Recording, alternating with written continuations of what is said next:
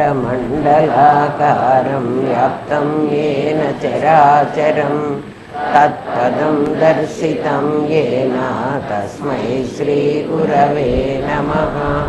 सदाशिवसमारम्भां शङ्कराचार्यमध्यमाम् अस्मदाचार्यपर्यन्तां वन्दे गुरुपरम्परां। गुरुब्रह्मा गुरुर्विष्णु गुरुदेवो महेश्वरः गुरुसाक्षात् परब्रह्म तस्मै श्रीगुरवे नमः। नित्यानन्दं परमसुखदं केवलं ज्ञानमूर्तिं विश्वातीतं गगनसदृशं तत्त्वमस्यादिलक्ष्यम् एकं नित्यं विमलमचलं सर्वधी साक्षिभूतं भावातीतं त्रिगुणरहितं सद्गुरुं तं नमामि। ॐ सहना भवतु सहनौ भुनक्तु सह वीर्यं करवावहै तेजस्विनावधीतमस्तु मा विद्विषावहै। ॐ शान्ति शान्ति शान्तिः। నిన్న మనం అద్దాన్ని గురించి చెప్పుకున్నాం. మన దగ్గర ఒక పరిమితమైన అద్దం ఉంది కదా, దానికి ఫ్రేము అవన్నీ ఉన్నాయి. ప్రతి దృశ్యం కూడా మన అద్దంలో పడుతున్నది. అద్దంలో పడితే అద్దం లోపల పడటం లేదు, అద్దం మీదే పడుతోంది కదా. మనం అంతర్ముఖం కాం కాబట్టి ఈ ప్రపంచాన్ని బయట చూస్తున్నాం. ఈ ప్రపంచం బయట ఉన్నది అని అంటున్నామే, ఇది నిజంగా బయట ఉన్నది కాదు. బయట ఉన్నది ఏం ప్రపంచం అంటే ఈశ్వర సృష్టిలో ఉన్న పాంచభౌతికమైన ప్రపంచం. కానీ మన లోపలికి వచ్చిన ప్రతిబింబం ఏదైతే ఉందో, అంటే బింబం వేరుగా ఉంది, ప్రతిబింబం వేరుగా ఉంటుంది. గమనించండి, మన లోపలికి వచ్చిన ప్రతిబింబాలన్నీ జీవ సృష్టి ప్రతిబింబాలు. అది ఈశ్వర సృష్టి. మనలోకి వచ్చింది జీవ సృష్టి. మీకు ఉదాహరణకి చెప్తాను. ఒక పిల్లవాడు ఏదో ఒక తప్పు పని చేస్తున్నాడు, ఇంట్లో కూర్చుని ఏదో ఒక చెడ్డ పని చేస్తున్నాడు, చిన్నపిల్లవాడే. సడన్గా వాళ్ళ నాన్న వచ్చాడు ఇంట్లోకి. వెంటనే అంతవరకు వచ్చిన వాడు వాళ్ళ నాన్న అని వీడు అనుకుంటున్నాడు, కానీ వచ్చిన వాడు ఈశ్వర సృష్టివాడు. ఇంట్లోకి వచ్చిన వాడు ఎవరు? ఈశ్వర సృష్టి. పాంచభౌతికమైన శరీరం లోపలికి వచ్చింది. దాంట్లో వీళ్ళ నాన్న ఎవడూ లేడు. వీళ్ళ నాన్న అన్నది వీడేసుకున్నది. వీడు వెంటనే నాన్న వచ్చాడు అంటాడు. అంటే వీడి లోపల అద్దంలో వీడి నాన్న అనేవాడు పడ్డాడు. నాన్న అన్నది జీవ సృష్టి, అందుకని వీడు భయపడుతున్నాడు. ఇంకొకడు ఎవడన్నా వచ్చాడు అనుకో, వాడు కూడా ఈశ్వర సృష్టి. మీకు అర్థమవుతోంది కదా. ఇంకొకడు వచ్చిన వాడు కూడా ఈశ్వర సృష్టి వాడే. వాడు వస్తే వీడు భయపడలే, వీళ్ళ నాన్న వస్తేనే వీడు భయపడుతున్నాడు. ఎందుకంటే నేను చేసింది తప్పు, మా నాన్న నన్ను దండిస్తాడు అని. అంటే అద్దంలోది, ఇప్పుడు నా అద్దంలో నా ముఖం పడితే ఉన్నది ఉన్నట్టు పడాలి. ఇక్కడ మీ దర్పణంలో ఏం పడుతోంది? ఉన్నది కాకుండా అక్కడ ఉన్నది ఏముందో నాకు తెలియదు, పడుతున్నది మాత్రం నీ జీవ సృష్టి. అక్కడ ఉన్నది ఈశ్వర సృష్టి, దానిలో పడ్డది జీవ సృష్టి. ఎవ్వడు కనుక్కోలేడు. శాస్త్రం ఎంత జాగ్రత్తగా చెప్పిందంటే, శాస్త్రంలో చెప్పిన మాట ఒక్కటి మీకు చెప్తా వినండి. దర్పణే ముఖదర్శనవత్ అన్నది అంతే. దర్పణే అద్దంలో ముఖదర్శనవత్, ముఖం ఎలా కనపడుతుందో అలాగా అంది.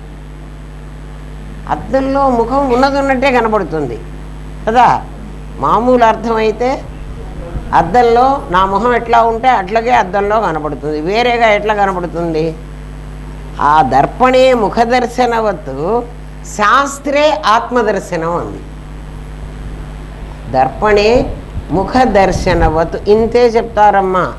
గురువు దాన్ని చాలా కష్టపడి దాన్ని సాధించుకుని తన గురువు వల్ల నేర్చుకున్న జ్ఞానంతో ఇంకొకటి ముందర పెట్టాలి. నేను గురువు అయిపోయినానంటే నువ్వు అవలేవు. మీకు ఎందుకు చెప్తున్నానంటే శాస్త్రం ఇలా చెప్తుంది. ఏం చెప్పిందో వినండి. దర్పణే ముఖదర్శనవత్, అద్దంలో ముఖం కనపడినట్లుగా, అద్దంలో ముఖం ఉన్నదన్నట్టు కనపడాలి. శాస్త్రే ఆత్మదర్శనం, శాస్త్రంలో నీకు ఆత్మ కనపడుతుంది అంటున్నాడు. శాస్త్రంలో ఆత్మ కనపడుతుందిట. ఎట్లా కనపడుతుంది అంటే ఆ దర్పణే ముఖ దర్శనవత్, అద్దంలో ముఖం మామూలు అర్థమైతే ఇంతే అమ్మా. అద్దంలో ముఖం కనపడ్డట్టుగా శాస్త్రంలో నీకు ఆత్మ కనపడుతుంది అన్నాడు. శాస్త్రం చదువుకుంటే నీకు ఆత్మ కనపడుతుంది. నాకే చదువు రాదు, నాకు ఆయన ఆత్మ కనపడింది అంటే నీకు కనపడదు. ఎందుకు అంటే అక్కడ ఉన్నది ఉన్నట్టు కనపడడానికి వీల్లేదు. ఉన్నది ఇంకొక రకంగా అద్దంలో పడుతుంది. ఇక్కడ ఈ అద్దం గొప్పతనం అది. ఇదేమిటండి మీరు ఇట్లా కొత్త మాట చెబుతున్నారు? అద్దంలో ఉన్నది ఉన్నట్టు కనపడాలి సైన్స్ ప్రకారం. ఇంకోటి ఎట్లా కనపడుతుందంటే ఇది నా అద్దం, నా అద్దం, నేను పెట్టుకున్న అద్దం, నేను ఎలా అనుకుంటే అలాగే కనపడుతుంది. ఎట్లా కనపడుతుంది అంటే నేను పెట్టుకున్న అద్దము అయితే చూడండి, నాకు కళ్ళ జబ్బు చేసింది. డాక్టర్ ఒక్కొక్క గ్లాస్ పెట్టి నాకు, ఐ స్పెషలిస్ట్ దగ్గరికి వెళ్ళండి, ఒక గ్లాస్ పెట్టి ఇది బాగుందా, దీనికంటే ఇది బాగుందా, దీనికంటే ఇది బాగుందా అని ఒక్కొక్క గ్లాస్ వేస్తాడు. నాకు ఏ గ్లాసు సూట్ అవుతుందో అది నా అద్దం. అందుకే నా కళ్ళద్దాలు ఎక్కడ పెట్టారంటారు. మీ కళ్ళద్దాలు పర్వాలే, అద్దాలే కదా, ఇగో తీసుకో అని ఇస్తే మీ కళ్ళద్దాలు నాకు పనిచేయవు, నా అద్దమే నాకు పనిచేస్తుంది. బుద్ధి దర్పణం నీ అద్దం, దాని పేరు విశేషమైన అద్దం, సామాన్యమైన అద్దం కాదు. సామాన్యమైన అద్దం అయితే ఏముంటే అదే కనపడాలి. నేను పచ్చ చీర కట్టుకుంటే అద్దంలో పచ్చ చీరే కనపడాలి, కానీ అద్దంలో నల్ల చీర కనపడితే నేను ఒప్పుకోను. కానీ మనం పెట్టుకున్న గ్లాసెస్ ఉంటాయే కదా, కామెర్ల రోగికి లోకమంతా పచ్చగా కనపడుతుంది. ఎందుకు లోకం పచ్చగా అయిందా? కాలే, నీవు అలా చేసుకున్నావు. అట్లా శాస్త్రంలో నీకు ఆత్మ దర్శిస్తుంది, కనపడుతుంది అని చెప్పాడు. శాస్త్రం చదువుకో, చదువుకుంటే నీకు ఆత్మ అలా కనపడుతుంది. ఎలా కనపడుతుంది అంటే నీకు అద్దంలో ముఖం ఎంత స్పష్టంగా కనపడుతుందో నిరాకారమైన ఆత్మ కనపడదు అని వాళ్ళే చెప్పారు. ఇప్పుడు ఏం చెప్తున్నారు? అద్దంలో ఎంత స్పష్టంగా నీకు కనపడుతుందో అంత స్పష్టంగా నువ్వు ఆత్మను చూడగలవు అని చెప్తున్నాడు. ఆత్మని చూడడానికి నీకు మిస్లీడ్ చేసేటువంటి పదార్థం ఒకటి ఉంది నీ దగ్గర. అదేమిటి అంటే నువ్వెప్పుడైతే జీవుడివి అయినావో జీవ సృష్టినే నువ్వెప్పుడూ ఉపయోగిస్తావు. ఈశ్వర సృష్టిని ఉపయోగించడానికి నీకు రాదు. ఎందుకంటే మనుషులందరి మీద నువ్వు ఒక జీవ సృష్టిని వేశావు. ఏం వేశానండి? ఇది నా కూతురు, పుట్టంగానే వేసేసా. వీడు నా కొడుకు, పుట్టంగానే వేసేసా. వీడు నాకు భర్త, పెళ్ళి కాంగానే వేసేసా. కాంగానే కాదు, కాకముందే వేసేసా కదా. ఎవడెవడు నీకు ఎవరెవరో అవన్నీ నువ్వు ముందే వేసేసుకున్నావు జీవ సృష్టులు. ఆ జీవ సృష్టి నీ అద్దం మీద పడుతుంది, ఈశ్వర సృష్టి పడదు. ఎందుకని? నువ్వు వేసింది జీవ సృష్టి. దీనికి ప్రమాణం ఏమిటండి? నేను జీవ సృష్టి వేశాను. భవానీ అమ్మవారు ఏం చేస్తోందంటే భావనాగమ్య. నువ్వు ఏ విధంగా భావించావో ఆ భావం ప్రకారమే ఆమె ట్రావెల్ చేస్తుంది. నువ్వేం భావించావు? అక్కడున్న ఈశ్వరుణ్ణి మా నాన్న అన్నావు. అది నీ భావన. నేను కూడా మా నాన్న అన్నానా? అనలే, నువ్వే అన్నావు. నువ్వే అన్నావు కాబట్టి నీ భావనే అది. నీ భావనను అనుసరించి నీ లోపల ఉన్న భవానీ, నీ లోపల భవానీ ఎవరు? సత్తు చిత్తు శక్తి. నా లోపల ఉన్న శక్తి ఇమీడియట్గా ఆ నాన్న రూపం ధరించేసింది. అర్థమవుతోందా అమ్మ? అందువల్ల ఏమైంది ఆమె, నీ లోపల నీ అద్దంలో ఇప్పుడు ఎవడు పడ్డాడు? నాన్నే పడ్డాడు. అక్కడ వచ్చింది ఎవడు?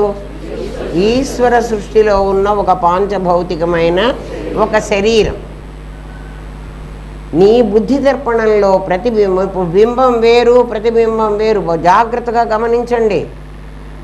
శాస్త్రంలో అట్లా చెప్తేనే నీకు జీవ సృష్టి అర్థమైతే జీవుడు సృష్టించుకున్న బుద్ధి దర్పణం నీకు అర్థమవుతుంది. బుద్ధి దర్పణం అయితే ఆ దర్పణం మీద పడ్డటువంటి ఆ సహజమైనటువంటి ప్రత్యేగాత్మ ఏదో అది నీకు దర్శనమిస్తుంది. దర్శనమిస్తుంది అంటే కనబడుతుందండి, నీకు అనిపిస్తుంది. నాకు అన్నీ అనిపిస్తున్నాయి. నీకు జీవసృష్టి కూడా అనిపించింది. నువ్వు విడగొట్టుకోవడానికి చేత కాని దద్దమ్మవి. అందుకని నువ్వు అందులోనే కాలం గడిపేస్తున్నావు. చివరికి చచ్చి కూడా పోతున్నావు. నీకు తెలియలేదు, ఇంకోటికి చెప్పడానికి నీకు రాలేదు. అందుకని దాన్ని ఏమంటారు అంటే, ఒక గుడ్డివాడిని, నువ్వే గుడ్డివాడివి, నువ్వు గుడ్డివాడివి అని నువ్వు ఒప్పుకోవటం లేదు, ఇంకో గుడ్డివాడిని కూడా నువ్వు మిస్లీడ్ చేస్తున్నావు. దానివల్ల వాడు పాడైపోతున్నాడు. ఇంత ఖచ్చితంగా ఎందుకు చెప్తున్నా అంటే, మీరు ఇట్లా ఆలోచిస్తే మీకు కూడా నాకెట్లా తెలుసో మీకు అట్లాగే తెలుస్తుంది. ఎందుకంటే ఆత్మకి పార్షియాలిటీ లేదు. వీడికి కనపడాలి, వీడికి కనపడకూడదు, వీడి మంచివాడు, వీడి చెడ్డవాడికి కూడా కనపడుతుంది. కనపడుతుందా అనిపిస్తుంది. అమ్మో చాలా బాగున్నారు. కనపడకూడదు, మళ్ళీ మీరే కనపడుతుందన్నారు కదండి, మాకు కనపడలేదే అని రావాకండి రేపే. ఏమ్మా, ఈశ్వర సృష్టిలో ప్రతి వస్తువు పాంచభౌతికమే. జడం కానీ చేతనం కానీ 5 భూతాలే ఉంటాయి ఈశ్వర సృష్టిలో. ఆ స్తంభంలో మీకు అక్కడ చూపెట్టాను ఒకసారి, నిధిధ్యాస కాదు, సాధనలో చూపాను. ఆ పిల్లరు ఈ పిల్లర్ను చూపెట్టి ఇది పాంచభౌతికము అని చెప్పాను. ఇది పాంచభౌతికం అంటే దీంట్లో సిమెంటు, ఇసుక, కంకర, ఇవన్నీ కడ్డీలు, ఇవన్నీ పృథ్వీతత్వం. వాటిని నీళ్లు పొయ్యాలి, జలతత్వం. ఆ తర్వాత దాన్నంతా కలపాలి. కలిపిన తర్వాత దాన్ని కూర్చోబెట్టాక అది ఆరాలి అంటాడు వాడు. గాలి కారడం కాదు, అగ్ని కారాలి, వేడి గాలి కారాలి కదా. అది ఆరిన తర్వాత గాలిలో తేమ ఉంది, గాలిలో వేడి ఉంది, అది ఆరాలి. అది ఆరిన తర్వాత దానికి మళ్ళీ నీళ్లు కొట్టాలి, అది గట్టి పడాలి, అక్కడ ఒక ఆకాశం ఉండాలి కదా. ఈ 5 భూతాలు జడంలో కానీ చేతనంలో కానీ ఎక్కడ ఏ వస్తువులో చూసినా ఈ 5 ఉండే తీరాలి. అందుకని దాన్ని పాంచభౌతికము అన్నారు. పాంచభౌతికము అంటే జడమైన చేతనమైన దృష్టికి గోచరమయ్యే ప్రతి వస్తువులో, ఈవెన్ బట్ట నేయడానికి దగ్గర నుంచి, పత్తి యాజ్ ఇట్ ఈజ్ మనం కట్టుకోవడానికి రాదు. ఒక బోరెం పత్తి తెచ్చి ఒంటి నిండా చుట్టేసుకుంటానంటే రాదు. చూడండి, దాన్ని మళ్ళీ దారం తీయాలి, దారం తడపాలి, దారం ఆరాలి, దారాన్ని దగ్గర పెట్టి మిషన్ మీద వాడు నెయ్యాలి. పాంచభౌతికం. ప్రతి వస్తువు కూడా సృష్టిలో పాంచభౌతికం. నీ జీవ సృష్టి పాంచభౌతికం కాదు. ఎందుకని? జీవ సృష్టికి మెటీరియల్ అవసరం లేదు. మరి మెటీరియల్ అవసరం లేకుండా జీవ సృష్టి ఎలా వస్తుంది? మళ్ళీ క్వశ్చన్ వేసుకో. ఎలా వస్తుంది అని అంటే, నువ్వు ఊరికే కూర్చుని 14 అంతస్తుల మేడ కట్టు. ఇప్పుడు నీ ఎదురుగా 14 అంతస్తుల మేడ కనపడిందా, కనపడలేదా? మరి ఎంతమంది కూలీలు పనిచేశారు, ఎంత మెటీరియల్ ఉపయోగించారు, ఎంత టైం తీసుకుంది? దేశం, కాలం, వస్తువులు అనేటువంటి 3 ఉంటే అదేమవుతుంది? ఈ ఈశ్వర సృష్టి అవుతుంది. నీకు అక్కడ కనపడే దాంట్లో అంత పెద్ద మేడ నేను ఒక రోజులో కట్టడానికి వీల్లేదు. ఒక రోజులో ఇప్పుడు నువ్వు కూర్చుని మేడ కట్టావు చూడు, మరి మేడ ఉందా లేదా, కనిపించిందా? ఉంది, నీకు కనిపించింది కదా, కిటికీలు తలుపులు గోడలు అన్నీ ఉన్నాయి. మరి ఈ మేడ ఎలా వచ్చింది, ఏ మెటీరియల్తో ఈ మేడ తయారైంది అంటే నీ బుద్ధికి ఏ ఆకారమైనా పొందగలిగిన శక్తి ఉంది. నీ బుద్ధికి ఏ ఆకారమైనా పొందగల శక్తి ఉంది. దాని పేరు, దాని దగ్గర ఇచ్ఛా జ్ఞాన క్రియ అనే 3 శక్తులు ఉన్నాయి. క్రియ ఉపయోగించకుండా ఇచ్ఛా జ్ఞానాలతోనే మేడ కట్టేసింది. ఇప్పుడు ఈ మేడ, నీకు కనిపిస్తున్న మేడ ఏ మెటీరియల్తో తయారైంది అంటే నీ బుద్ధి అనే మెటీరియల్తో తయారైంది. ఇప్పుడు నీకు బుద్ధి ఉందా లేదా అంటే ఉంది. ఉండకపోతే నీ మేడ కట్టదు. అబ్బాయి నేనేం చదువుకోలేదండి, నాకు అట్లా మేడ కట్టడం రాదు, అక్కర్లేదు. మేడే కాదు, ఒక చక్కటి విస్తరాకు, అందులో పప్పు కూర పులుసు అన్నీ పెట్టుకొని, స్వీట్లు కూడా పెట్టుకుని, అన్నం కూడా పెట్టి, ఇప్పుడు మీకు విస్తరాకు కనపడిందా, కనపడలేదా? ఎవరు దాన్ని తయారు చేశారు? నీ బుద్ధి తయారు చేసింది. బుద్ధికి ఏం శక్తి ఉంది? మొట్టమొదట్లో నీకు పాఠాలు చెప్పే రోజుల్లో చెప్తాం. బుద్ధి ఏ వస్తువును చూస్తే తదాకారం పొందగలిగిన శక్తి బుద్ధికి ఉంది. ఇప్పుడు నీ బుద్ధే నువ్వు ఏది భావిస్తే, ఇప్పుడు రండి, భావించడం అంటే ఏమిటండి? ఇచ్ఛ. నువ్వు నీలాగే కూర్చొని నీలో ఇచ్ఛ బయలుదేరింది. ఏమిటంటే ఒక 14 అంతస్తుల మేడని చూడాలి. అది ఇచ్చే కదా. నువ్వెవరివి? నువ్వు పరమాత్మవి, చిత్తువి. ప్రాణం ఉందిగా నాకు, చిత్తు. నువ్వు చిత్తువి. నీ చిత్తులో ఏముంది అంటే ఇచ్ఛ చేసేటువంటి శక్తి ఉంది. ఎప్పుడైతే నీకు ఇచ్ఛ కలిగిందో, జాగ్రత్తగా వినండి అమ్మా, ఎప్పుడైతే నీకు ఇచ్ఛ కలిగిందో ఇమీడియట్గా నీ లోపల జ్ఞానశక్తి అని ఇంకోటి ఉంది. అది వెంటనే బుద్ధికి చెప్పేసింది, ఆమెమో పెద్ద 14 అంతస్తుల మేడ కావాలంటున్నది, నువ్వేం చేస్తావు అని. అదేముంది, పెద్ద పనే ఉంది, నేను 14 అంతస్తుల మేడ అయిపోతా, మేడ అవుతా. ఎట్లాంటి విస్తరాకు మరి అరటాకు పెట్టమంటావా, లేకపోతే మామిడాకు పెట్టమంటావా, ఏం ఆకు పెట్టి విస్తరి కట్టమంటావు? విస్తరి కుడుతుంది, అన్నము తయారు చేస్తుంది, అదంతా పెడుతుంది, నీకు చూపిస్తుంది. క్రియ వెంటనే అడుగుతుంది, మరి నా కథ ఏమిటి, నన్ను కూడా చేయమంటావా? వద్దులే, నువ్వు వద్దు, అక్కడ కూర్చో. ఎందుకు క్రియని వద్దంటామంటే క్రియ వచ్చి ఎంటర్ అయిందంటే కర్మకు దూరవుతుంది. అది అర్థమవుతుందా?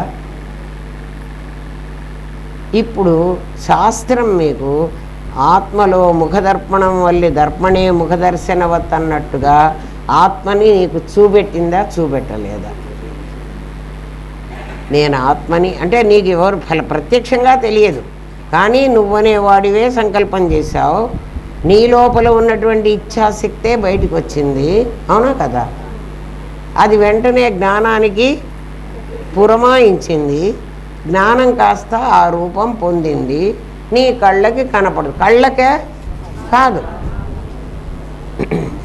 మనస్సుకు. అంటే మనస్సు షష్ఠాని ఇంద్రియాలు, ఆరో ఇంద్రియం మనస్సు. అందుకని నీకు కనపడింది. ఇప్పుడు మీ అందరికీ అవన్నీ నిజమని కనపడ్డాయా లేదా? కనపడ్డాయి కదా. మరి కనపడితే మీ దగ్గర ఉన్నది ఆత్మ ఉన్నది అని ఒప్పుకుంటారా? ఎక్కడుందో అని అడగవాకండి, ఎక్కడుందో మీరు వెతుక్కోండి. అది ఉండకపోతే ఇది కనపడదు. అది ఎవడి దగ్గర నుంచో రాక్కర్లేదు, మన దగ్గరే ఉన్నది. ఏమ్మా ఉన్నదే? మన బుద్ధేనా ఆ రూపం పొందింది? లేదండి, వాడి బుద్ధి పొందింది, కానీ నా బుద్ధి ఇంకా పొందలేదండి. మీరు చెప్తున్న మేడం నాకు కనపడలేదండి అని ఎవరైనా అట్లా ఉన్నారా అమ్మ? కనపడలేదని అనేవాళ్ళు. వాళ్ళ దగ్గర ఆత్మ లేదని ఒప్పుకోవాలి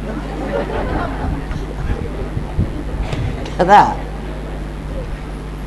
దాన్ని ఆ కనపడినటువంటి బిల్డింగ్ని జీవ సృష్టి అన్నారు. మీకు కనపడింది అంటే మీరు జీవుడుగా ఉండి ఎందుకంటే నేను ఆత్మగా ఉన్నానని చెప్పి మళ్ళీ నన్ను జీవుడుగా ఉన్నాను, నన్ను మళ్ళీ మభ్యపెడుతున్నారు అంటే, నువ్వు జీవుడుగా ఉండకపోతే ఎప్పుడైతే నీకు ఇచ్చ బయలుదేరిందో వెంటనే నిరాకారం సాకారం అయిపోవాలి. సాకారం అయిపోయి నీకు బుద్ధి ఉందని చెప్తున్నావు, బుద్ధిని ఉపయోగించుకుంటున్నావు. నువ్వు బుద్ధిని ఉపయోగించి నువ్వు ఆకారాన్ని పొందించుకున్నావు జ్ఞానశక్తితో. మరి ఈ బుద్ధి ఎవడికి ఉంటుంది? ఈశ్వరుడికి ఉంటుంది. 24 తత్వాలు ఈశ్వరుడు కదరా. ఆ బుద్ధి ప్రేరణ చేస్తే ఆ బుద్ధి ద్వారా అది సృష్టించినటువంటి మేడ, బుద్ధి సృష్టించినటువంటి మేడ సృష్టి, విస్తరాకు కూడా భోజనం కూడా బుద్ధి సృష్టించింది. బుద్ధి జీవుడుగా ఉండి సృష్టించిందా, పరమాత్మగా ఉండి సృష్టించిందా? పరమాత్మ సృష్టించడు. కాబట్టి ఇది జీవ సృష్టి. ఈ మేడని, ఈ విస్తరాకులో భోజనాన్ని ఎలా నీ బుద్ధి సృష్టించిందో ఆ బుద్ధే నాకు నాన్న, నాకు భార్య, నాకు బిడ్డలు, ఇవన్నీ అట్లా సృష్టించింది. మీరు అది నిజం అనుకుంటున్నారు. ఆలోచించండి. బుద్ధి ఏం చేసింది? దీన్ని ఎట్లా సృష్టించిందో, ఇప్పుడు మీ దగ్గర ఉన్నది ఏ మెటీరియల్తో సృష్టించింది? ఏం లేదు. నా భార్య అన్నది కూడా అక్కడ ఒక ఆమె ఉంది, ఆమె మీద వేసింది. జాగ్రత్తగా వినండి. జీవ సృష్టి, మీ మేడ జీవ సృష్టి, మీ విస్తట్లో భోజనం కూడా జీవ సృష్టి. అవి మీ దగ్గరే పెట్టుకున్నారు, జీవ సృష్టిని చేసి మీతోనే ఉంచుకున్నారు ఇప్పుడు దాన్ని. అవునా కదా? భార్య దగ్గరికి వచ్చేటప్పటికి, భార్య కానీ కొడుకు కానీ, ఇందాక వాడు నాన్న అన్న నాన్న కానీ, వీళ్ళందరినీ ఏం చేశారంటే ఈ జీవ సృష్టిని తీసుకుపోయి ఈశ్వర సృష్టి మీద పారేశాడు. ఈశ్వర సృష్టి ఎక్కడుంది? పాంచభౌతికం. ఇప్పుడు నీ దగ్గర ఉన్న మేడ పాంచభౌతికం మీద వెయ్యలే. జీవ సృష్టికి వచ్చాడు. ఇది జీవ సృష్టి. జీవ సృష్టిలో మళ్ళీ ఎన్ని రకాలు ఉన్నాయో మీకు చూపిస్తున్నా. మీరు లోపలికి వెళ్ళే కొద్దీ ఇలాంటివి చాలా వస్తాయి, మీకు కన్ఫ్యూజన్ వస్తుంది. మీకు గనక సరిగ్గా మీకు అవగాహన లేకపోతే, ఇదేంట్రా అది జీవ సృష్టి అన్నారు, ఇది జీవ సృష్టి అన్నారు. ఈ జీవ సృష్టి క్రియ అయిపోయింది. ఇందాకటి జీవ సృష్టిలో క్రియ లేదు. మీకు తేడా తెలిసిందా? ఇందాకటి జీవ సృష్టిలో క్రియ లేదు, ఇప్పటి జీవ సృష్టిలో క్రియ ఉంది. అంటే ఏం చేశాను నేను? నాకు ఇచ్చ కలిగింది, నా జ్ఞానం బొమ్మను తయారు చేసింది, దాన్ని తీసుకెళ్ళి నేను ఒక పాంచభౌతికమైన శరీరం మీద వేశాను. ఎప్పుడైతే వేశానో మా నాన్న వస్తున్నాడంటే నేను తప్పు పని చేస్తున్నా, వెంటనే నాకు భయం వేసింది. నేను ఒక ఎక్స్పెరిమెంట్ చేస్తున్నా, అందులో సక్సీడ్ అయినాను. నేను దాంట్లో విజయాన్ని సాధించాను. వెంటనే మా నాన్న వస్తున్నాడంటే నాకు సంతోషం. అది క్రియ. గబగబా ఆ నాన్న వచ్చి నేనేదో కాన్వకేషన్ వెళ్తానో, లేకపోతే ఏ సర్టిఫికెటో తీసుకుంటేనో, ఎందులో ఉన్నా నేను విజయాన్ని సాధిస్తానో, వెంటనే మా నాన్న నన్ను హగ్ చేసుకుంటాడు, నన్ను కావులించుకుంటాడు. అది క్రియ. రెండు పాంచభౌతికమైన దేహాలు ఎందుకు కావుగలించుకుంటున్నాయర్రా? మీరు ఆలోచించండి. ఖచ్చితంగా జీవ సృష్టి వెయ్యాలి, లేకపోతే రోడ్లో ఉండే అమ్మాయిలందరినీ పోయి మీరు కావలించుకుంటున్నామా, వాళ్ళు చంపి పారేస్తారు. ఎప్పుడైతే ఇది నా భార్య అని వేసావో దాన్ని ఎత్తిన కదా, అది కూడా వెంటనే వీడు భర్త అని వేసింది.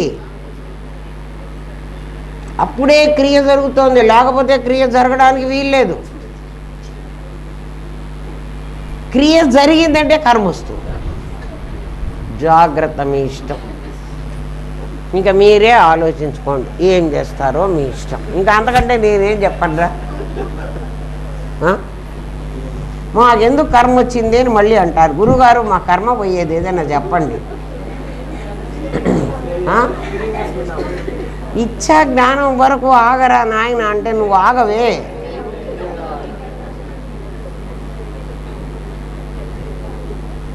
ఇచ్ఛాశక్తి, జ్ఞానశక్తి, క్రియాశక్తి స్వరూపిణి. ఆ క్రియ చేసింది ఎవరు అంటే నీ శక్తే. శక్తి లేకపోతే నువ్వు ఇక్కడి నుంచి నడవలేవు, నువ్వు ఆ నాన్నని కౌగలించుకోలేవు, ఆ నాన్న కూడా నిన్ను కౌగలించుకోడు. ఎందుకని? వాడు ఒక జీవ సృష్టిని వేసుకున్నాడు, నువ్వు ఒక మళ్ళీ ఆ జీవ సృష్టిలో డిఫరెన్సెస్ ఉన్నాయి. వాడు కొడుకనే జీవ సృష్టి చేశాడు, నువ్వు తండ్రినే జీవ సృష్టి చేశావు. పదగా ఎన్ని జీవ సృష్టిలు ఎన్నో. ఈశ్వర సృష్టి ఒకటే ఒకటి, పాంచభౌతికం. అందుకని ఈశ్వర సృష్టి ఏకం, జీవ సృష్టి అనేకం. ఇంకా మీకు చెప్తాను, ఈశ్వర సృష్టి పరమాత్మ తను ప్రపంచంగా ఏక అనేకో అహమస్మి అనుకున్నాడు కదా. తను అనేకం కావాలి అనుకుని హిరణ్య గర్భుడుగా, విష్ణువుగా, శివుడుగా, రుద్రుడుగా, మూడుగా తయారైనాడు కదా. ఈ మూడు తయారైతే నిజంగా పరమాత్మ విష్ణువుగా అన్నా ఉండాలి, శివుడుగా అన్నా ఉండాలి, ఏకో దేవ కేశవోవా శివోవా, సృష్టించాడుగా బ్రహ్మదేవుడుగా. ఈ మూడుగానే ఉన్నాడు భగవంతుడు. ఎందుకంటే సత్వగుణంతో చేరి వాడు బ్రహ్మదేవుడైనాడు, రజస్సుతో చేరి వాడు రజస్సుగా ఉండే బ్రహ్మ అయినాడు. ఎందుకంటే సృష్టించాలి కదా, సృష్టి చెయ్యాలి. సత్వం రజస్సు తమస్సర్ర, సత్వమే విష్ణువు బ్రహ్మదేవుడు కావాలి. నాకు కొంచెం అనుమానం ఉంది, మీరు మళ్ళీ వెతుక్కుని చూసుకుందరు. కానీ ఎందుకంటే సత్వం రజస్సు తమస్సు అనే మూడు గుణాల్లో ఒకటి బ్రహ్మదేవుడు కావాలి, సృష్టి చేయాలంటే రజస్సు కావాలి. బ్రహ్మ విష్ణు మహేశ్వరుడు అప్పుడే ఒకసారే నిరాకారం సాకారం అయింది. కానీ జీవ సృష్టి అనేకమన్నానే ఆ విష్ణువుని వెంకటేశ్వరుడుగా కొంతమంది, చెన్నకేశవుడుగా కొంతమంది, ఇంకేదో వాడెవడే స్త్రీ పురుషుడు రూపంగాడిగా మోహినీ దేవత. మోహినీ దేవత అంటే అది పంచిపెట్టింది కదా విష్ణువే పాయసం. అట్లా రకరకాలైన రూపాలుగా నిన్న రామలింగేశ్వరుడు, నాగలింగేశ్వరుడు, అట్లా రకరకాల శివుడు. ఇవన్నీ జీవ సృష్టులు. ఒక్కొక్కడు ఎంతమంది దేవుళ్ళు ఉన్నారు చూడండి, 3 కోటి దేవతలు. నిజంగా 3 కోటి లేరు. మీరే 3 కోటి ఉన్నారన్నారు కదండి, మళ్ళీ లేరంటారండి. సూర్యకిరణాలన్నీ ఒక్కొక్క కిరణం ఒక్కొక్క దివ్యతి అంటే ప్రకాశిస్తోంది కాబట్టి దివ్యతి. ఇట్లా ముగ్గురు, ఒక నిరాకారం సాకారమైతే 3 రూపాలు వస్తే ఆ 3లో ఒకటి సృష్టిస్తే, ఒకటి పోషిస్తే, ఒకటి లయం చేస్తే ఈ ముగ్గురికి అనేకమైన రూపాలు జీవ సృష్టిలు వేశారు. ఆ జీవ సృష్టికి అనుకూలంగా ఆ శిల్పులో, ఆ చిత్రకారులో వాళ్ళకి చెప్పి ఉంటారు కదా. సత్యనారాయణ స్వామి నథింగ్ బట్ విష్ణుమూర్తి. వెంకటేశ్వర స్వామి విష్ణుమూర్తే కదా. విష్ణువు కాకుండా ఎవడూ లేడు, శివుడు కాకుండా ఎవడు లేడు. దానికోసమని వాళ్ళు కొట్టుకు చస్తున్నారు, వీళ్ళు కొట్టుకు చస్తున్నారు. మా మతం గొప్ప. ఎందుకంటే జీవ సృష్టిలోనే గొడవలు తగాదాలు. ఈశ్వర సృష్టిలో ఏమీ లేవు. ఈశ్వరుడు ఎందుకు సృష్టించాలండి ఈ గోల? మీకు ముందే చెప్పాను. నేను షాపుకి వెళ్ళాను, వాడు రకరకాల బట్టలు వేశాడు. ఈ బట్టల్లో నేను ఎలా ఉంటానో అని నేను వేసుకోలే, చూసుకున్నాను. అప్పుడు కూడా ఇప్పుడు మీ 14 అంతస్తుల మేడ ఎట్లా తయారైందో మీరు అట్లా మిమ్మల్ని మీరు ఒకళ్ళు సృష్టించుకొని దాంట్లో ఆ బట్టల్ని మీరు దానికి వేసి ఈ బట్టలు నెయ్యక్కర్లేదు. బట్టలు నెయ్యాలంటే క్రియ కావాలి. మీకు అర్థమవుతోందా అమ్మా? అద్వైత వేదాంతం అర్థం కావాలంటే చాలా మీరు డీప్గా లోపలికి వెళ్ళగలగాలి. ఇక్కడ ఇంకో ఆలోచన వచ్చిందంటే ఇది మీకు అర్థం కాదు. అందుకని చెప్పిందే మళ్ళీ చెబుతున్నా. మీరైతే మర్చిపోయి ఉంటారులే. ఇచ్చా జ్ఞానం ఏం చేసింది అంటే అదే క్రియ రాలే. క్రియ చేసావనుకో, రోజు ఆ షాప్కి వెళ్ళి ఈ బట్టలు కూడా వేసుకుని చూస్తాను అద్దంలో, ఆ బట్టలు కూడా వేసి చూస్తానంటే రెండో రోజు వాడు నేను రానియడు. క్రియ జరగదు. ఇచ్చా జ్ఞానం వరకే అక్కడ ఆగిపోతుంది. కానీ క్రియ జరిగితే మాత్రం ఇదిగో ఈ ప్రపంచమంతా క్రియలోనే నడుస్తోంది. పాంచభౌతికమైన ఈశ్వర సృష్టి. ఇప్పుడు జీవ సృష్టి మీకు అర్థమైందా?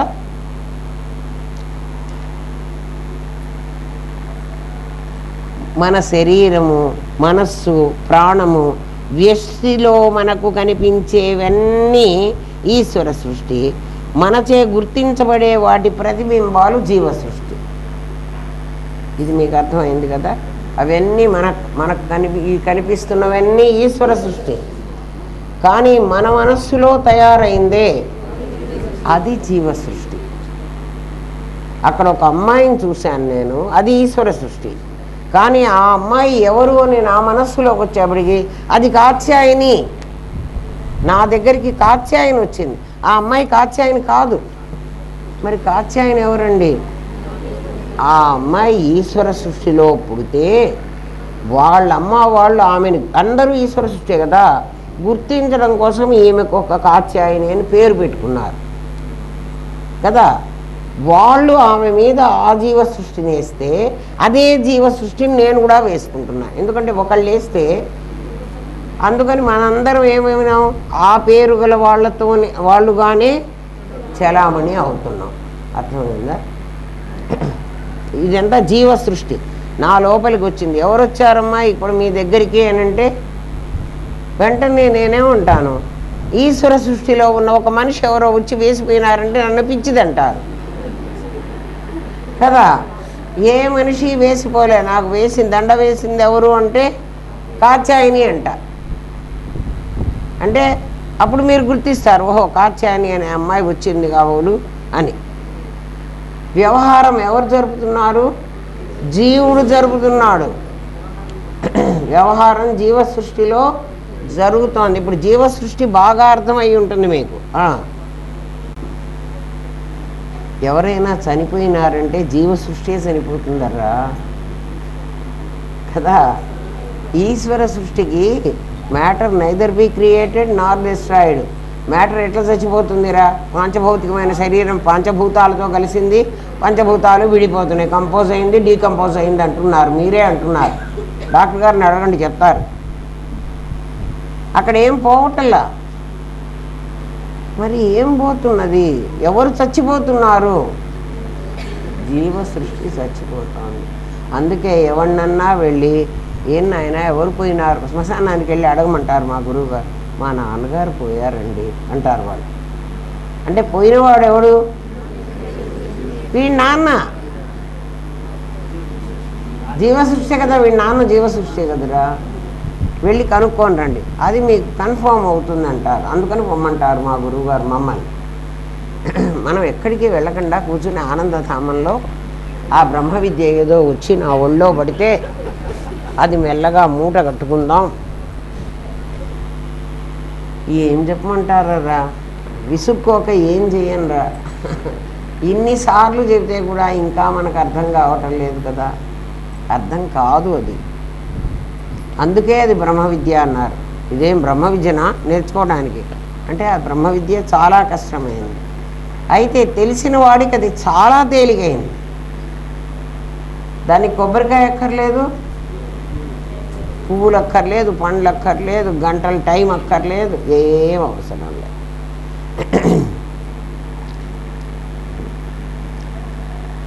ఏమ్మా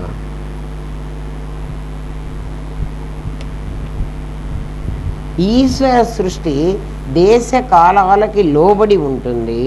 జీవ సృష్టి ప్రతిబింబమే కాబట్టి దేశ కాలాలకి లోబడదు. ఈశ్వర సృష్టి, జాగ్రత్తగా వినండి, ఇది కూడా ఇవన్నీ కాన్సెప్ట్స్ అంటారు. ఈశ్వర సృష్టి దేశ కాలాలకి లోబడి ఉంటుంది. అంటే ఒక చెట్టు మన ఇంటి ముందర ఒక పెద్ద వేప చెట్టు ఉందనుకోండి. ఈ వేప చెట్టును మా తాతగారి టైంలో ఉంది. కొంతకాలం అయిపోయిన తర్వాత ఈ వేప చెట్టు పడిపోతుంది. ఒకప్పుడు ఉన్నది, ఇప్పుడు లేదు. అట్లా మా తాతగారు ఒకప్పుడు ఉన్నారు, ఇప్పుడు లేరు. ఎందుకని? ఈశ్వర సృష్టిలో ఉండే వస్తువులు మొన్న మనం వెంకటాపురం వెళ్ళి చూసి వచ్చాం. ఆ ఇళ్ళన్నీ ఇప్పుడు లేవు, చెట్లు కూడా లేవు, గుర్తులు కూడా లేవు, గుడి కూడా లేదు, ఏమీ లేవు. గుడి కూడా కట్టిందే కదరా, అందుకని గుడి కూడా పోతుంది. అది ఈశ్వర సృష్టి దేశకాలాలకి లోబడి ఉంటుంది. జీవ సృష్టి ప్రతిబింబమే కాబట్టి అది దేశకాలాలకి లోబడదు. ఎందుకంటే చూడండి, ఈశ్వర సృష్టిగా మొన్న ఆ ఊరికి పోతే ఆ ఊరంతా అదంతా ఒకప్పుడు ఒక ఊరు. అక్కడ ఏమేమి ఉండేవో నేను అన్నీ చెప్పాను. వీళ్ళందరూ కూడా అక్కడ ఉన్నవాళ్ళు కూడా కన్ఫర్మ్ చేశారు. నేను ఊరికే గుడ్డిగా చెప్పడం కాదు. అవన్నీ నశించిపోయినాయి. ఈశ్వర సృష్టి కాబట్టి అవి దేశకాలాలకు లోబడ్డాయి. కానీ నా మనస్సులో ఆ ఊరి ప్రతిబింబం ఉంది కదా, అది నా జీవ సృష్టి కదా, అది ఈ రోజుకి ఉంది. అది దేశకాలాలకి లోబడదు. ఎప్పటి వరకు జీవ సృష్టి ఎప్పటి వరకు ఉంటుంది? నేనున్నంత వరకు. వెరీ గుడ్, చాలా బాగా క్యాచ్ చేశారరా మీరు చాలా బాగా కనుక్కున్నారు. ఎందుకంటే ఈ మాట మీరు అంటారా అనరా ఈశ్వర సృష్టి దేశకాలాలకి లోబడి ఉంటుంది అంటే అది ఒకప్పుడు ఉంటుంది, ఒకప్పుడు ఉండదు. ఉండదు అని ఎందుకంటున్నారండి అంటే మిథ్యా అన్న పదానికే అర్థం అదే. ఎందుకంటే దానికి ఆది ఉండదు, దానికి అంతం ఉండదు. ప్రాగభావము, ప్రధ్వంసాభావము, దానికి మన పారిభాషిక పదాల్లో ఆ పదం పెట్టారు. మీకు ఆ పదం రావాలని నేను మళ్ళీ చెప్తున్నాను. ప్రాగ్ అభావము, అభావము ప్రాగభావము కాదు, ప్రాక్ అభావం, ప్రధ్వంస అభావం. ప్రాక్ అంటే ముందు లేదు, ప్రధ్వంసం తర్వాత ఉండదు. కుండ పుట్టక ముందు లేదు, కుండ పగిలిపోయిన తర్వాత ఉండదు. అది మిథ్య. మీకు మిథ్యకి రెండు పదాలు చెప్పాను. ఒకటి ఒక సృష్టికర్త, సృష్టింపబడ్డ పదార్థం ఒకటి ఉండాలి కదా, క్రియేటరు, క్రియేషన్, మెటల్ డిటెక్టర్. అది ముందు ఉండకూడదు, ఆద్యంతాలు దానికి ఉండవు. అటువంటిది సృష్టి అంటే ఈశ్వర సృష్టి. అందుకని ఈ ఈశ్వర సృష్టి దేశకాలాలకి లోబడి ఉంటుంది. ఇంతకు ముందు లేదు, ఇంకా తర్వాత ఉండదు. అందుకని ఇప్పుడే ఉంటుంది. కాబట్టి దీని పేరు వ్యవహార సత్యం. ఆ వ్యవహార సత్యం ఎలా ఉంటుందండి? నాకు కల వస్తున్నప్పుడు, నాకు కల వచ్చింది, నాకు కల వచ్చినప్పుడు కలలో నన్ను ఒక పాము కరిచింది. కలలో నన్ను ఒక పాము కరిచింది. కల కంటున్న సమయంలో పాము కరిచిన నొప్పి, పాము కరిచిన భయము, నా ప్రాణం పోతుందేమో అన్నది నాకుంది. ఎప్పుడు? కలలో. మెళుకో వచ్చింది, నాకు ఇలా కల వచ్చిందని నీకు చెప్తున్నా. ఇప్పుడు కూడా నా కలలో ఉన్న పాము నాకు కనిపించింది, పాము నన్ను కాటు వేసింది. ఎప్పుడు? కల్లో కాటు. ఇప్పుడు నీకు చెప్తున్నా, నా కళని నీకు చెప్తున్నా. నీకు చెప్తున్నప్పుడు నాకు ఆ కళ కనపడకపోతే నేను చెప్పలేను కదా. నాకు ఏమేం కళ వచ్చిందో నేను గుర్తు చేసుకుని చెప్పాలి కదా. గుర్తు అంటే ఏమిటి? నాకు కనపడాలి. అది నాకు కనపడుతున్నప్పుడు ఆ కళ, అప్పుడు నాకు పాము కనపడాలి కదా. కల్లో కనపడ్డ పాము ఇప్పుడు కూడా కనపడాలి. ఇప్పుడు నేను మెళుకువతో ఉన్నా, నీకు చెప్తున్నా, నా కళని నీకు చెప్తున్నప్పుడు నాకు ఆ పాము కనిపించింది, ఆ పాము నన్ను కాటేసింది, పాము కాటేసింది కూడా ఎంత భయం పుట్టిందిరా అని చెప్తున్నా. కానీ ఇప్పుడు నాకు భయం పుట్టడంలే. అర్థమైందా? అంటే కళ వచ్చినప్పుడు పాము కారిస్తే భయం ఉండి, కళ అయిపోయిన తర్వాత నాకు భయం లేకుండా పోయింది. సేమ్ కళ. ఈ ప్రపంచం నువ్వు కలగంటున్న సమయంలో అంటే వ్యవహార సత్యంలో నీకు భయం కలిగించి, నీకు దుఃఖం కలిగించి, నీకు ఆనందం కలిగించి, నీకు ఏ ఫీలింగ్ వచ్చినా సరే, ఇది మెలకువలో ఉన్నప్పుడు నీకు అది ఎలా రాదో కదా, ఇప్పుడు కూడా నీకు మెలకువ వస్తే అంటే నీకు ఆత్మ తెలిస్తే నీకు ఇది అట్లా చేయదు, వ్యవహార సత్యం పోతుందిరా. నాకు ఏం తెలియకుండానే మీ పాటలు రోజు వింటున్నానండి, నాకు కష్టాలు వస్తే నాకు ఏడుపు వస్తున్నదండి. ఎందుకు వస్తున్నది అంటే, నాయన నువ్వు ఇంకా నిద్రలోనే ఉన్నావురా. ఏమ్మా కఠోపనిషత్తులో యమధర్మరాజు వాడికి పిల్లవాడికి చెప్పాడు, ఎవరికి? నచికేతుడికి. ఏమని చెప్పాడంటే, ఉత్తిష్టత జాగ్రత్త ప్రాప్యవరాన్ని బోధత అని చెప్పాడు. ఒరే నాయన లేవరా, నేను లేచే ఉన్నాను కదా అంటాడు వాడు. నువ్వు నిద్రపోతున్నావురా అంటాడు వీడు. వీడు నిద్రపోతున్నాడా లేచాడా మీరే అర్థం చేసుకోండి. వ్యవహార సత్యంలో అది నిజమే అనిపిస్తుంది, పారమార్థిక సత్యంలో నిజం అనిపించదు. వ్యవహార సత్యం మిథ్యా జగత్తు మీద నువ్వు వేశావు. నేను వేసిందే కదండి నా జీవ సృష్టి, మరి అది సత్యమై నన్ను ఎందుకు ఇట్లా కాటేస్తోంది? నేను తయారు చేసిందే కదా ఆ పాము, కల్లో పాముని నేను తయారు చేసిందే, అది నిజమై నన్ను ఎందుకు కాటేస్తోంది అంటే, నేను వేసింది ఎవరి మీద అంటే సత్యమైన దాని మీద వేశారు. అది సత్యం కదురా. ఈశ్వర సృష్టి సత్యం, సృష్టి సత్యం కాదు, ఈశ్వరుడు సత్యం, అక్కడ ఉన్న పరమాత్మ సత్యం. అందుకని అది ఉన్నంత వరకు నీవు ఎలా అయితే కదులుతున్నావు, తిరుగుతున్నావు, నడుస్తున్నావో, నువ్వు తిరుగుతున్నావు, తలకాయ తిప్పుతున్నావు అంటే ఎట్లా తిప్పుతున్నావు? లోపల ఏముంది? చిత్తు ఉంది. అది ఉన్నంత వరకు నేనేది వేసినా అది సత్యం అవుతుంది. ఇప్పుడు అర్థమైందా? జీవ సృష్టే కావచ్చు, బాగా వింటే కానీ అమ్మ మీకు అవగాహన కాదు. ఇప్పుడు విన్నప్పుడు బాగుంటుంది, కానీ మీ సొంతం కావాలంటే మాత్రం టైం పట్టదు. దాన్ని ఇంకా మీరు సాధన చెయ్యాలి. సాధన చేయటం అంటే కళ్ళు మూసుకొని కూర్చుని అహం బ్రహ్మాస్మి అంటాం కాదు. దానివల్ల ఏమీ రాదు. విచారణ చేసుకో, ఇలా విచారణ చెయ్యి. నేను చేసిన పద్ధతిలో నీకు చెప్తున్నాను. ఈ రకంగా విచారిస్తే నేను ఎట్లా చేరుకున్నానో నువ్వు కూడా అట్లాగే చేరుకుంటావు. మీరు చేరుకున్నారు, కానీ ఎందుకు మీకు నాకు ఏమిటి తేడా ఉంది? మీలాంటి మనిషినే కదా నేను కూడా, మీలాగే ఉన్నానా? కళ్ళు కాళ్ళు చేతులు అన్నీ సమంగానే ఉన్నాయా? నాకేమన్నా ఇంకో 6వ వేలు ఏదన్నా మొలిచిందా? లేక ఇంకా 2 తలకాయలు ఇక్కడ పక్కనే ఉన్నా మొలిచినాయా? ఏం లేవరా. శ్రద్ధ లేదు. ఈ గంటన్నర వింటారు, బాగుంది. దీనివల్ల కూడా నష్టం లేదు మీకు. ఎందుకని అంటే శుచీనాం శ్రీమతాం గేహే ఒక భ్రష్టోభిజాయితే, అక్కడ మీకు మంచి ఇల్లు రెడీగా ఉంది. ఇంకొక తల్లి గర్భం అనేటువంటి ఇల్లు శుచిమంతులైన శ్రీమంతుల ఇంట్లో, వాళ్ళ ఇంట్లో పుట్టిస్తాడు పరమాత్మ. నేను చెప్తున్నాలే అన్నాడు ఆయన భగవద్గీతలో. కాబట్టి మనకు అది కూడా లాభమే. అమ్మ ఇప్పుడే సంపాదించుకుంటే ఇప్పుడే కోటీశ్వర్లు అవ్వండి, నాకేం అభ్యంతరం. మీరు కోటీశ్వర్లు అయితే నేనేం కుళ్ళిపోను, కేకే అసలు లేదు. ఒకవేళ ఏ కారణంగా అన్నా లేకపోతే మళ్ళీ ఈ మార్గంలో వచ్చి ఎవరైనా రీచ్ అవ్వలేక గనక చనిపోతే దేహం పోతుంది కదా. ఎందుకంటే ఈశ్వర సృష్టి దేశ కాలాలకి లోబడి ఉంటుంది. జీవ సృష్టి దేశకాలాలకి లోబడి ఉండదు. కానీ జీవ సృష్టి నా శరీరం ఎంతకాలం ఉంటుందో అంతకాలమే జీవ సృష్టి. మీకు అందరికీ అర్థమైంది.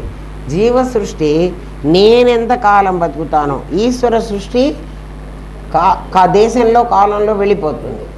ఇది మాత్రం నేనెంతకాలం జీవించి ఉంటానో అంతకాలం ఉంటుంది. ప్రతిబింబమే కాబట్టి ఇది ప్రతిబింబం కదా. ఈ ప్రతిబింబం కూడా ఎంత కరెక్ట్గా ఉంటుందండి. బింబం ఉంటే ప్రతిబింబం కాదు, మళ్ళీ జాగ్రత్తగా గమనించండి. బింబం పోతే కూడా ప్రతిబింబం ఉంటుంది. ఎందుకు ప్రతిబింబానికి అంత స్థిరత్వం వచ్చిందంటే నా మీద పడింది ఇది.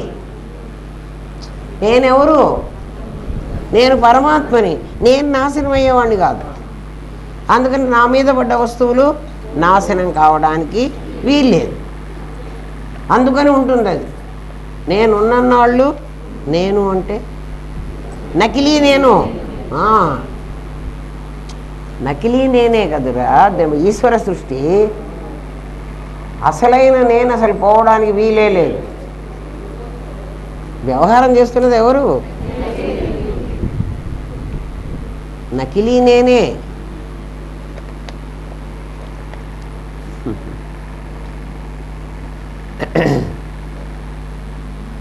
ఈశ్వర సృష్టి ఉంటుంది అని చెప్పడానికి ఇంకొక ఉదాహరణ కూడా.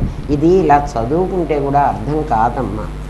ఈ పుస్తకాన్ని మనం ప్రింట్ చేస్తున్నాం, కానీ పుస్తకాన్ని ఇంకెవడో చెప్పాలి. చెప్పాల్సిన వాడికి మూడో నేత్రం ఉండాలి. ఉండకపోతే వాడికి ఇది అర్థం కాదు. మామూలుగా మనకి యూనివర్సిటీలో కూడా మీ క్లాసులో టెక్స్ట్ బుక్స్ అని ఇస్తారు కదా, ప్రతి ఇయరు టెక్స్ట్ బుక్ మారుతూ ఉంటుంది. మీరు యూనివర్సిటీ ఎడ్యుకేషన్కి వచ్చేటప్పటికి టెక్స్ట్ బుక్తో పాటు రికమెండెడ్ బుక్స్ అని ఉంటాయి.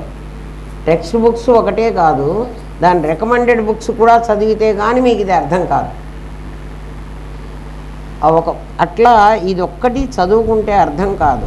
జ్ఞాననేత్రం ఎవరికైతే తెరుస్తుందో శాస్త్రం వాడికి ప్రమాణం, వాడికి ఇది అర్థం అవుతుంది. అందుకనే మరి కష్టపడి ఇవన్నీ చెప్తున్నా.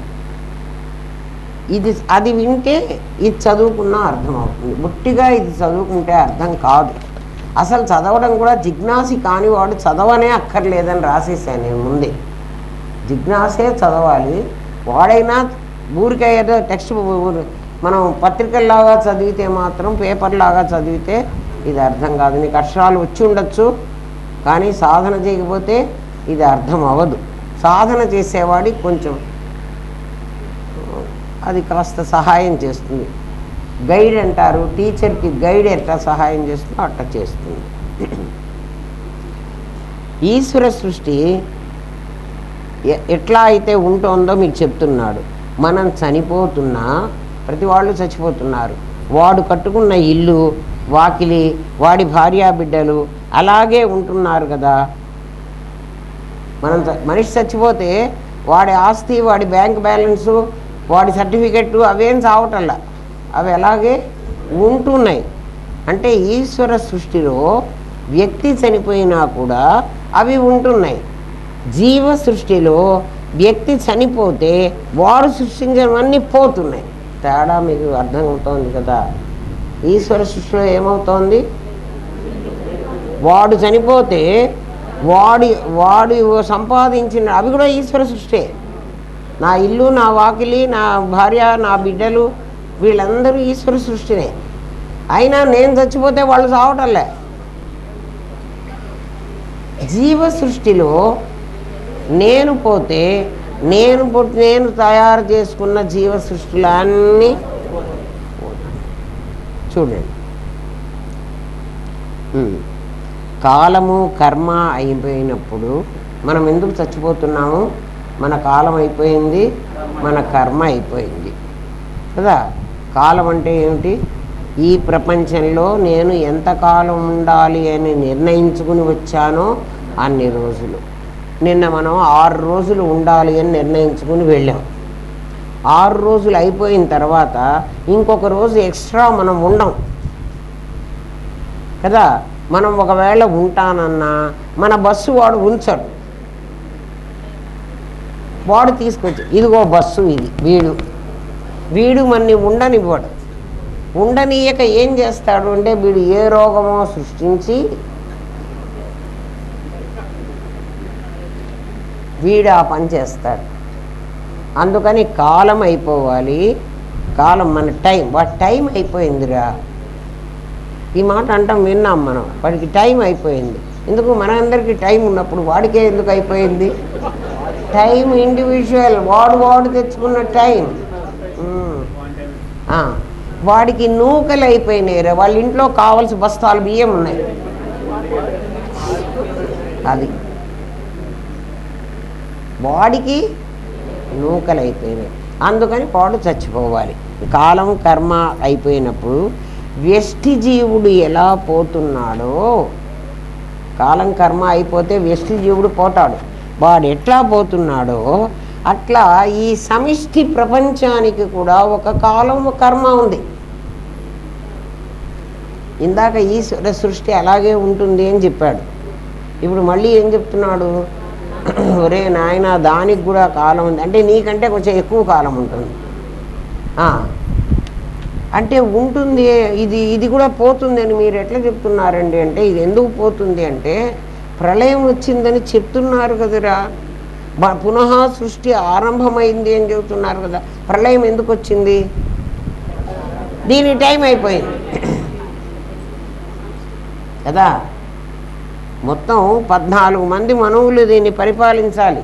ఇప్పుడు వైవస్వత మన్వంతరే కలియుగే ప్రథమ పాదే అక్కడ ఉన్నాం మనం కదా. దేశం అది జంబూద్వీపే భరతవర్షే భరతఖండే మేరోహో దక్షిణ దిగ్భాగే.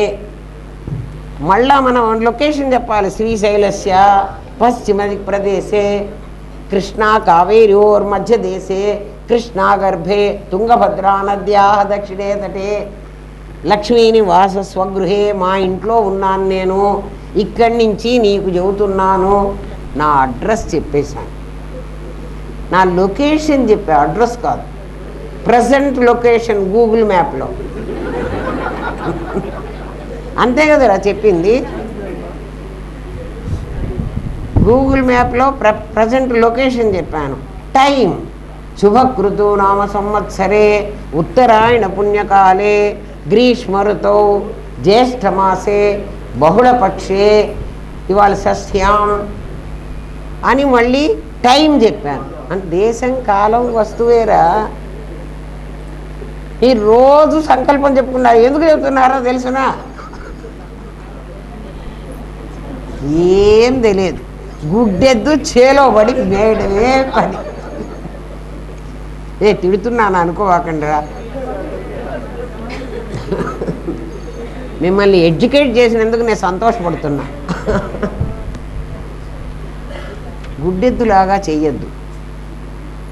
దేశం కాలం అయిపోయిందా, వస్తువు అస్మాకం సహకుటుంబానం ఏదో చెప్తున్నావు. నీ పేరు ఇంకా ఆ పురోహితుడు, అయ్యా నీ పేరు చెప్పు మమ అనుకో అని చెప్తే నా భార్య పేరు అండ్ మా పిల్లలందరూ వాసం.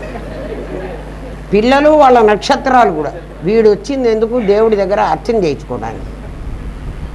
వీడి దృష్టి ఎక్కడుంది కదా. ఇక్కడ పిల్లలు కాదు, ఎక్కడో అమెరికాలో ఉంటారు వాళ్ళు కూడా. ఆ మనవడు ఆ మనవరాలు.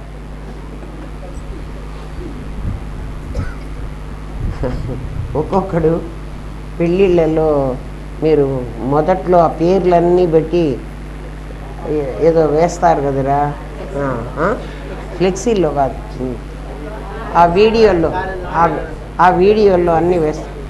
ఫలానా వాడు మా కొడుకు, వాళ్ళు ఎవరో వాళ్ళది మా బాబాయ్ పెళ్ళికి రండి, మా పిన్ని పెళ్ళికి రండి, ఏవో రాస్తుంటారు కదా. అట్లా రాసి వాడి పేరు రాసి USA అంటే మేము USA ఉన్నామని ఈడు పోజు పెట్టాలి.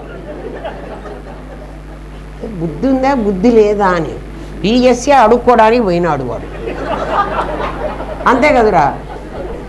వీడి తెలివి ఇక్కడ అమ్ముకోవడానికి గతి లేక అక్కడికి పోయినాడు. అక్కడ చాలా ఇన్ని డబ్బులు వస్తాయి కదా కదా. వాడక్కడికి పోయినాడని వీడు ఇక్కడ పోజు కొడుతున్నాడు. ఎట్లా విమర్శించకుండా ఉండాలి? ఆలోచించండి అర్రా. నీ కొడుకు USA పోతే ఇక్కడ రాయాల్సిన అవసరం ఏమి నాకు కొంచెం చెప్పు. అంటే నేను చాలా ధనవంతుణ్ణి కదా, అక్కడ అడుక్కు తింటానికి పోయినా అన్న సంగతి తెలియదు. మిమ్మల్ని మీరు తెలుసుకోండి. నిన్ననే చెప్పాను కదా, పెళ్లి ఫోటోల్లో నేను ఎక్కడున్నాను అని నువ్వు చూసుకుంటావే, ఇక్కడ వచ్చి నేను ఎందుకు చూసుకోవురా? ఎంతసేపు బయట వాడిని చూడటమే సరిపోయింది నీకు.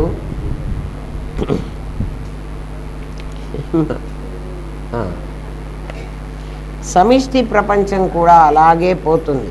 వ్యష్టి సమిష్టులు నీకు అర్థమైతే ఈ ప్రపంచం నిన్ను బాధించదు. లేకపోతే ఈ ప్రపంచం నిన్ను బాధిస్తుంది. ప్రపంచం నిన్ను బాధించదు. నిన్ను బాధించేది నీ జీవ సృష్టి. ఈశ్వర సృష్టి నిన్ను బాధించదు. చూడండిరా, ఈశ్వర సృష్టిలో ఆ ఇల్లు, ఆ పొలాలు అవన్నీ ఈశ్వర సృష్టి కదా. ఇది నాది అని నేను కొనుక్కుంటే ఇది మా ఇల్లు, ఇది నా పొలం. ఇప్పుడు బాపట్లలో నేను చూపించొచ్చా ఇది మా ఇల్లు అని కదా. ఆ ఇల్లు అలాగే ఉంది. నా ఇల్లు అన్నది పోయింది కదా. నన్ను బాధించేది ఏది? మరి ఆ ఇల్లు నన్ను బాధించిందంటావేమిటి? అందుకే కోతి కుండలో చెయ్యి పెట్టి వేరుశనక్కాయలు గట్టిగా పట్టుకుంది. చెయ్యి బయటికి రాలే. కుండ నన్ను పట్టుకుంది, ఈ ప్రపంచం నన్ను పట్టుకుంది అని బాధపడుతోంది. ప్రపంచం నిన్ను పట్టుకోదు. దానికి నిన్ను పట్టుకోవాల్సిన అవసరమే లేదు. దానికేం పని? నిన్ను పట్టుకుండే పని. చూడండి, ఇదంతా జాగ్రత్తగా ఇప్పుడు మళ్ళీ మెలికబెడుతున్నాడు. ఇదంతా ఏదంతా ఇప్పుడు దాని నుంచి నువ్వు చెప్పుకున్నదంతా విశేషమైన దర్పణ దృశ్యం. విశేషమైన దర్పణం నా దగ్గర ఉంది. అందుకే విశేషమైన దర్పణం అని ఎందుకన్నానంటే దాన్ని మొట్టమొదటిలోనే అది మామూలు అద్దం కాదు. మామూలు అద్దం అయితే ఉన్నది ఉన్నట్టుగా చూపించాలి. ఇది అక్కడ ఉన్నది ఒకటైతే ఇంకోటి చూపిస్తున్నది. లేనిది ఉన్నట్టు కాదు. అక్కడ ఉన్నది ఒకటైతే ఇంకొకటి చూపించింది. అక్కడ ఉన్నవాడు ఒక మనిషి, వాడిని నాన్న అని చూపించింది. అందుకు మొట్టమొదటిలోనే మీకు చెప్పా, గుర్తుంది కదా. నాన్న అని చూపించబట్టి వీడు చేస్తున్న తప్పుడు పని అయితే భయం పుడుతోంది, వీడు చేస్తున్నది మంచి పని అయితే ఓ నాన్న మెచ్చుకుంటాడని సంతోషం కలుగుతోంది. తెలుస్తున్నదా?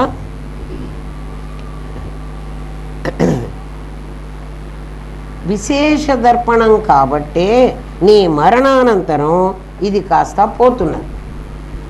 విశేషమైన అద్దం కాబట్టి, విశేషమైన అద్దంలో బొమ్మలు పడుతున్నాయి కాబట్టి నేను చచ్చిపోతే, నేను అంటే నకిలీ నేను, అసలైన నేను సావను. ఆ నకిలీ నేను చచ్చిపోతే ఆ దర్పణ దృశ్యాలన్నీ పోతున్నాయి.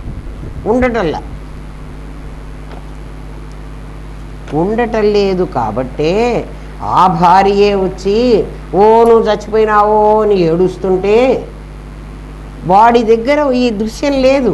వాడి దగ్గర ఈమె నా భార్య అని లేదు. వాడి దగ్గర అన్ని వస్తువులు ఉన్నాయి.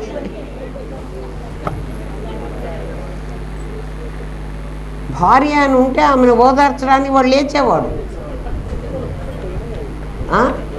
అవి పోయినాయి. అది ఆ దృశ్యాలన్నీ పోతాయి. వినండి, ఈ పోతాయి అనేది ఇంకా ఏమిటంటే నీకు ఉండగానే చూపిస్తున్నాడు. అవి ఎట్లా పోతాయో నీకు చూపిస్తున్నాడు. అద్దాన్ని బోర్లించాను అనుకోండి, అద్దం దీనికి చూసే శక్తే ఉంది. దీన్ని ఇప్పుడు బోర్లు పెట్టేశా. దీంట్లో బొమ్మలు పడతాయా? అద్దానికి బొమ్మలు పడే శక్తి ఉంది కదా. మరి ఇప్పుడు దీంట్లో పడలేదే. ఈ అద్దం నీ వైపు ఫోకస్ చేసినప్పుడు మాత్రమే దీంట్లో బొమ్మలు పడతాయి, లేకపోతే పడవు. ఈ అద్దాన్ని బోర్లించా. ఇప్పుడు మన దగ్గర అద్దం ఎప్పుడు బోర్లిస్తామంటే నువ్వు నిద్రపోయినప్పుడు అద్దం బోర్లిస్తావు. బొమ్మలు పడలే, జీవ సృష్టి లేదు. ఏమమ్మ, ఈ పాఠం అంతా త్రిపుర రహస్యంలో అమ్మవారు చెప్తుంది. త్రిపుర రహస్యంలో ఉంటుంది ఈ పాఠం అంతా. వెతుక్కోండి, చదవగలిగితే. చదివినా మీకు అర్థం కాదు. డెఫినెట్గా అర్థం కాదు. ఏమ్మా, ఇది అందుకే మీకు చూపెట్టి మరీ చెప్తున్నాను. అద్దం బోర్లు ఇస్తే అద్దంలో బొమ్మలు పడవు. అంటే అది నీ నిద్ర. అద్దాన్ని ఒకవైపు నుండి మరొక వైపుకు తిప్పితే, ఇక్కడ తిప్పితే వీళ్ళ బొమ్మలు పడ్డాయి, ఇటు తిప్పితే వీళ్ళ బొమ్మలు పడతాయి కదా. దీనికి తిప్పే యోగం ఉంది. ఆ దర్పణానికి తిప్పే అవకాశం లేదు. ఏ దర్పణానికి? బృహద్దర్పణానికి, అంటే సమిష్టి దర్పణానికి తిప్పడం లేదు. దీనికి వ్యష్టి దర్పణం. దీన్ని అటు ఇటు తిప్పుకోవచ్చు. తిప్పుకుంటే అది కాస్త పోతోంది. నేను నా స్వప్న స్థితిలో ఒకవైపు తిప్పా, అందుకని ఆ కళ దృశ్యాలే పడుతున్నాయి. ఇంకొక కళ వచ్చింది, ఇంకో దృశ్య. అట్లా నేను ఈ శరీరం అయిపోగొట్టి ఇంకో మళ్ళీ జన్మకి వెళ్ళా. ఆ బొమ్మలు తీసేయక్కర్లే, మళ్ళీ జన్మకి వెళ్ళా. ఇగో ఎన్ని జన్మలకు వెళతా, అన్ని బొమ్మలు అద్దం మీద పడతాయి, పోతాయి. అర్థమైందా? మరి ఇప్పుడు మీకు చచ్చిపోయినప్పుడు అద్దం కనపడటంలే, మన నిద్రపోయినప్పుడే అద్దంలో బొమ్మ పడటంలే. అయితే చస్తే ఏమైందండి? నిద్రపోయినప్పుడేమో అద్దం మామూలుగానే ఉంది, ఎందుకంటే మళ్ళీ మెళుకు రాగానే మళ్ళీ పని చేయాలి. దీని వెనక కళాయి ఉంది, ఇది కూడా పోయింది. ఇప్పుడు బోర్ల పెట్టినా ఒకటే, వెల్లికలు పెట్టినా ఒకటే, దాన్ని ఏం చేసినా ఒకటి. ఎందుకు పనికిరాదు కాబట్టి తీసుకెళ్ళి తగలబెడుతున్నాం. ఇంకేమన్నా పనికి వస్తుందంటే మనం కూడా వాడుకుంటాం. అన్నీ ఉన్నాయి, ఏం పనికిరావు. ఆలోచించండి, ఎప్పటిదాకా పనికిరావురా? నీ లోపల ఉన్న వస్తువులు మెల్లమెల్లగా తగ్గిపోతూ ఉంటుంది. ఆకాశం ముందు పోతుంది, తర్వాత గాలి ప్రాణం పోయింది. ఇంజెక్షన్ నీడిల్ కూడా గుచ్చినా కూడా మందు లోపలికి ఎక్కదు కదా, అక్కడ అవకాశమే పోయింది. శరీరం 98.4 కదా, ఆ ఉష్ణోగ్రత మెల్లమెల్లగా తగ్గుతూ వస్తుంది. అది తగ్గిన తర్వాత నీ శరీర అవయవాలు పనిచేయవు. అది తగ్గేదాకా ఈ లోపల గుడ్లు తీసి ఎవరికన్నా పెట్టచ్చు, కిడ్నీ తీసి ఇంకెవరికన్నా పెట్టచ్చు, గుండె తీసి ఇంకెవరికన్నా పెట్టచ్చు. ఎందుకంటే అది అంతవరకు ఇది పనిచేస్తుంది. అందుకే ఫ్లైట్లలో గబగబా తీసుకెళ్ళిపోతారు, ఎందుకంటే ఆ టైం దాటిందంటే అది పోతుంది, పనికి రాకుండా పోతుంది. కళాయి మొత్తం పోతే ఇంకా పనికి రాదు. ప్రారంధం అనే కళాయి పోగానే బొమ్మలు పడవు, మరొక కర్మ అంటించుకుని మళ్ళీ జన్మకు వస్తాడు. ఇప్పుడు చెప్పాను మీకు ఇంతకుముందే, ప్లస్ మైనస్, అది ఇంకేదో పాఠంలో చెప్పాను. నేను పుట్టంగానే మా అమ్మ నాన్న ప్లస్, అక్క చెల్లి తమ్ముడు ప్లస్, ఎప్పుడు దాకా టీచరు ఫ్రెండ్స్ అందరు ప్లస్. తర్వాత పెళ్ళయి భర్త ప్లస్ అయ్యేటప్పటికీ ఈ మొత్తం మైనస్, మొత్తం మైనస్ అయిపోయినారు, ఎవ్వరు లేరు. వీడొక్కడే ప్లస్ అయినాడు కదా. ఆ తర్వాత కొంతకాలానికి నాకు ఒక కొడుకు ఒక కూతురు, వీళ్ళంతా పుట్టుకొచ్చారు. ఎందుకంటే ఒక మైనస్, చాలా మైనస్లు పోగొట్టుకున్నా కదా, మళ్ళా 2 ప్లస్లు వచ్చినాయి. ఈ 2 ప్లస్సులు ప్లస్ లాగా నాతో కలిసి ఉండేవి కావు, వీటికి ఇంటూ పెట్టేశాను. ఆ కొడుకు పెళ్లి చేశా, ఈ కూతురికి పెళ్లి చేశా, బియ్యాల వారు వచ్చారు, వాళ్ళంతా మల్టిప్లై అయినారు. వాళ్ళు మా చుట్టాలు. చూడండి, మీకు ఎప్పుడైనా మీ ఇంట్లో ఏ కార్యం జరిగినా మీ కొడుకు అత్తవారు మీ కూతురు అత్తవారు వస్తారు. ఒకవేళ వస్తే మీ అన్నో తమ్ముడో వాళ్ళ ఇంటి నుంచి ఒక్కళ్ళు వస్తారు, అమ్మ వాళ్ళ ఇంటి నుంచి కదా. ఇంకెవ్వరు రారు, ఎవరు అక్కర్లేదు అసలు మనం, ఎందుకంటే వాళ్ళందరినీ మైనస్ చేసి పారేసాం, వీళ్ళని మల్టిప్లై చేసుకున్నాం కదా. ఆ తర్వాత నా కొడుక్కి కూడా పెళ్ళి అయిపోయింది, వాడికో పిల్లవాడో పిల్లో పుట్టారు. నా దగ్గర నుంచి వాడు భాగహారం ఆస్తి కాస్త పని చేసుకున్నాడు కదా. మా ఆస్తి 3 భాగాలు అయిపోయింది. నాకు మా ఆయనకి ఒక ఆస్తి ఒక భాగం, నా కొడుక్కి ఇంకో భాగం, నా కూతురికి ఇంకో భాగం, భాగహారం అయిపోయింది. చూడండి ఏమ్మా, క్రమంగా బొమ్మలు పడతాయి. ఇది వ్యష్టి విశేష దర్పణ దృశ్యం. వ్యష్టి విశేష దర్పణ దృశ్యం, plus minus into divided by 4 వచ్చేసింది. అంటే ఈ దర్పణంలో ఎన్ని దృశ్యాలు పడతాయి? ఈ ప్రపంచంలో ఎన్నో దృశ్యాలు ఉండొచ్చు, అవన్నీ పడవు, ఇవే పడతాయి. అందుకని అది వ్యష్టి దర్పణం. ఇక సమిష్టి దర్పణం ఆలోచిద్దాం. పెట్టేసుకోమ్మా, కూర్చో. ప్రపంచమంతా సమిష్టి దర్పణం, దానికి పరిధి లేదు. ఏమ్మా, అది అపరిపూర్ణం కాదు, అది పరిపూర్ణము. దాని పేరు సామాన్యం, దాని పేరు బృహద్దర్పణం. ఇది ఫ్రేమ్ ఉన్న దర్పణం, విశేష దర్పణం, వ్యష్టి దర్పణం. ఇందా నుంచి మనం చెప్పుకున్నది, దాని క్వాలిఫికేషన్స్ అన్నీ చెప్పేశాం. ఆ అద్దం క్వాలిఫికేషన్. ఇది కాక ఇంకొక పెద్ద అద్దం ఉంది మన దగ్గర. 2 అద్దాలు అసలు లేవంటుంది త్రిపురాదేవి. మీరు 2 అద్దాలు అని చెబుతున్నారు. ఒక వ్యష్టి అద్దం చెప్తారు, ఇందాక సమిష్టి చెప్తారు, దానికి ఈశ్వర సృష్టి అని పేరు పెట్టారు, దీనికి జీవ సృష్టి అని పేరు పెట్టారు. ఈశ్వర సృష్టి అలాగే ఉంటుంది, జీవ సృష్టి పోతుంది. జీవ సృష్టి ఒకప్పుడు మూసుకుంటే కనపడదు, ఎటువైపు ఫోకస్ చేస్తే అట్లా కనపడుతుంది. ఇవన్నీ మీరు చెప్పారు కదా. మీరు చెప్తున్నది అద్వైతం, మీరు ద్వైతం చెప్పారు అని చూడు తిట్టింది మమ్మల్ని. ఎవరైతే పాఠం చెబుతున్నారో వాళ్ళని అమ్మవారు 2 తిట్లు తిట్టింది. ఎట్లా చెప్తారు మీరు ద్వైతం అద్వైతం 2 అని? 2 అద్దాలు అసలు లేనే లేవు, ఒక్కటే అద్దం ఉంది. నీ వ్యష్టి అద్దంలో సమిష్టి అద్దం చూపిస్తాను.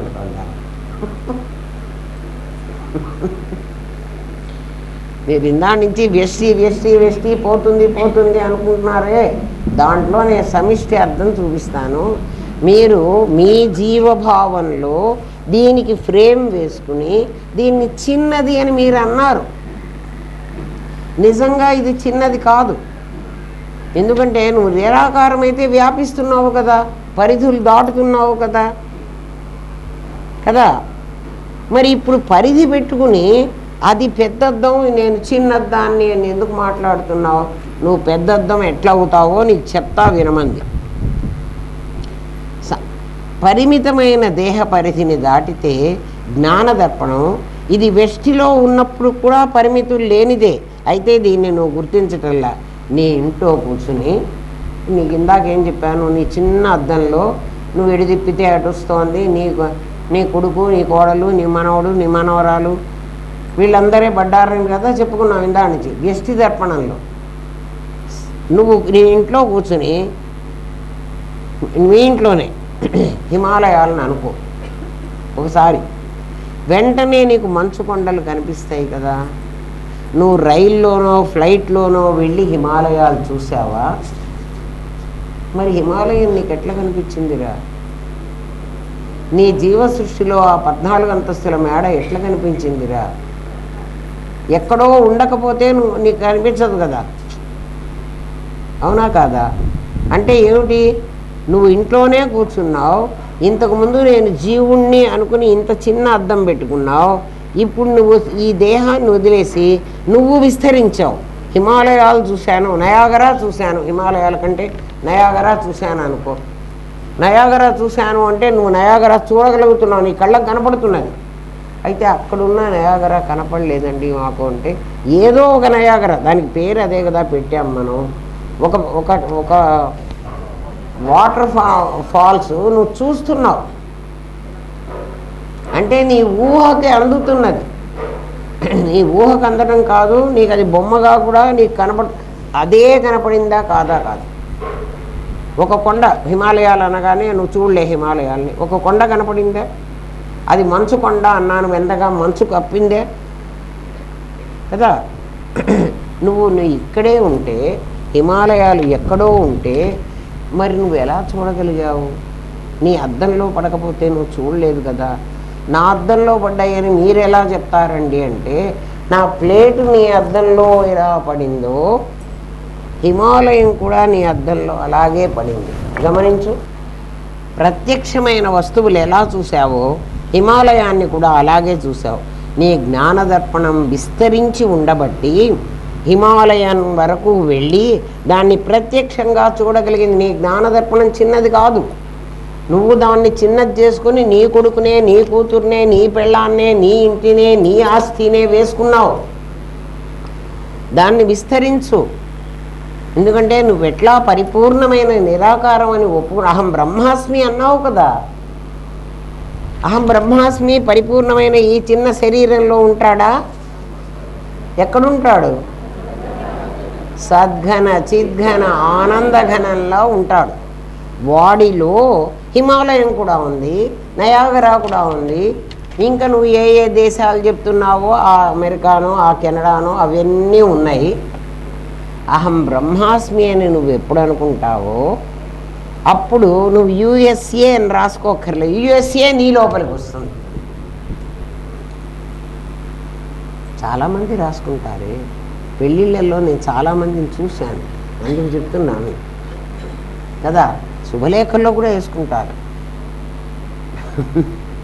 పెళ్ళి కొడుకు యుఎస్ఏ కాదు, వీళ్ళకి సంబంధించిన పిల్లలు యుఎస్ఏ. అదే డబ్బు గలవాడు ఎవడైనా అయితే వాడు మా బంధువు అని చెప్పుకోవాలి.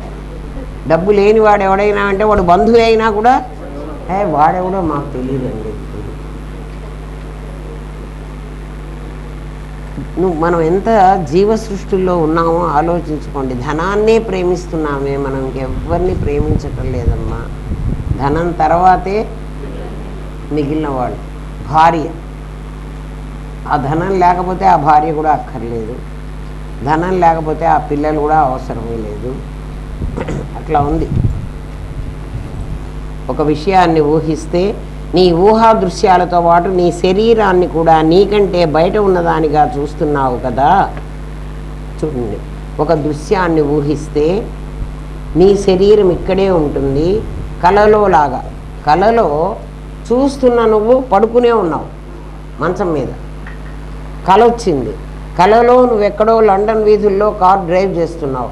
లండన్ వీధిలో కారు డ్రైవ్ చేసే నిన్ను నీవు చూస్తున్నావు. ఆ నీవెవరు, ఈ నీవెవరు?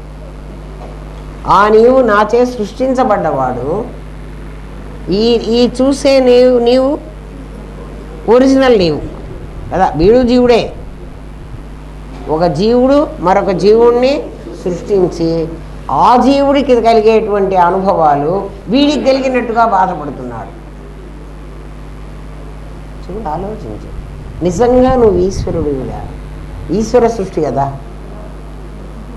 నువ్వు జీవ సృష్టిని వేసుకున్నావు, నేను ఫలానా పేరు గలవాణ్ణి అని. ఏమ్మా, ఈ జీవ సృష్టిలో నాకేదో ఒక రోగం వచ్చింది, జీవ సృష్టిలో వచ్చింది, ఈశ్వర సృష్టిలో రాలే. జీవ సృష్టిలో నా వాళ్ళకు వచ్చిందో నాకు వచ్చిందో ఏదో ఒక రోగం వచ్చింది. ఆ వచ్చిన రోగాన్ని నేను చూస్తున్నాను. ఎట్లా చూస్తున్నాను అంటే కలలో నేను వేరుగా ఉండి, అందుకే నువ్వెప్పుడు సాక్షిభావంలో ఉండమంటుంది శాస్త్రం. నువ్వు వేరుగా ఉండి ఆ వేరైనటువంటి దాన్ని నువ్వు చూస్తున్నావు. అది వేరైంది అని అనుకోకుండా అది నేనే అనుకుంటున్నావు కాబట్టి నీకు అక్కడ బాధ కలుగుతోంది. అర్థమైందా? కలలో పాము గరిచిందర్రా. పాము ఎవరికి గరిచింది చెప్పండి? మంచం మీద పడుకున్న వాడికి గరిచిందా? నా కలలో నేను ఒకరిని ఊహించా, నాలాంటి వాడిని, వాడు నాలాంటి వాడే. చూడండి, మీలాంటి వాడే వాడు, మీరు కాదు అని చెప్పడానికి ఒక్క శాస్త్రం మనకు ఒక క్లూ ఇచ్చింది.